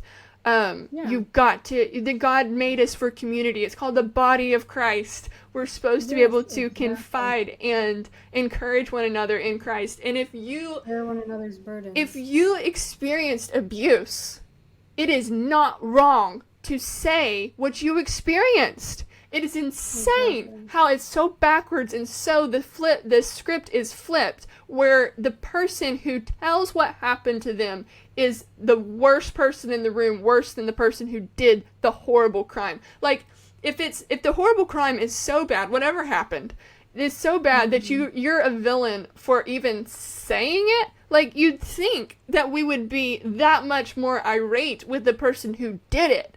But the insane problem that's rampant in the Holiness movement, and I think a lot of it came through Free Gospel Bible Institute, all the pastors, leaders, and missionaries and evangelists who left with these teachings and took them to the rest of the movement.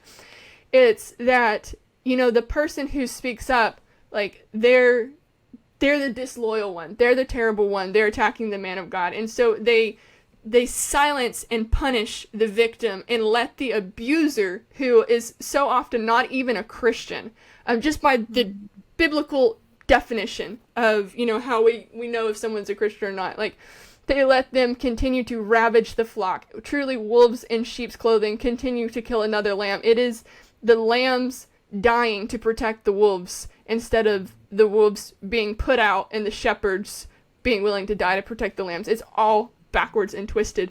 And so with that, I just want to give you a last opportunity is there anything you would say to alumni, to former students, to people, to pastors in the Holiness movement who are all part of this flagship Bible school for the last 24 years that's been run by Thomas Peretic?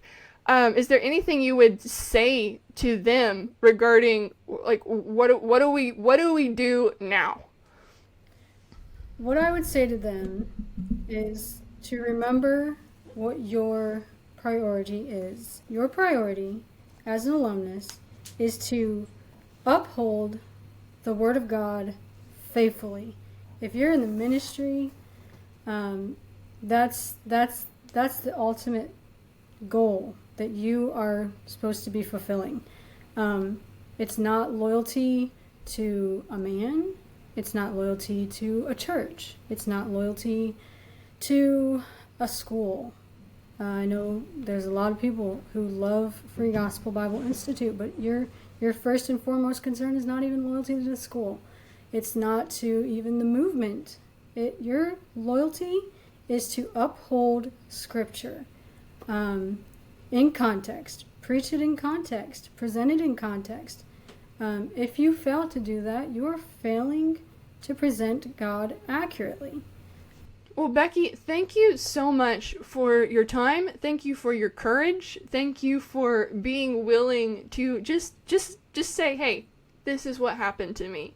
And oh my goodness, if people have a falling out and make you the villain for just saying, hey, this is what happened to me, then may God open their eyes to truth, because as long as that mentality persists, abuse will be rampant within the Holiness movement, and that is signing the line for their own despise whenever they villainize the abused, because the whole movement just becomes more and more authoritarian and corrupt, and lost people who are not saved, people who are abusers and predators, will continue to take advantage of that backward system and be wolves in sheep's clothing that ravage the Holiness movement and the sheep on the pews.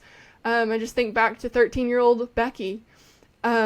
And yeah, that's gotta stop. And so for everything that is right and true, for Scripture, for holiness, for true biblical holiness, I pray that everyone in the Independent Trinitarian Holiness Pentecostal movement who watches this interview will at least take your words to heart, seriously pray over them, consider them, and ask God, how do we change this? Because I promise you this, it's not going to change if you stay silent. That is what abusers, whoever they might be, want you to do, is to keep your mouth shut and don't be disloyal to the quote-unquote man of God. And I just want to say, if you are still disoriented and confused by all this theology, there are litmus tests for what it means to be a believer, for what it means to be, if you want to use the term, a man of God.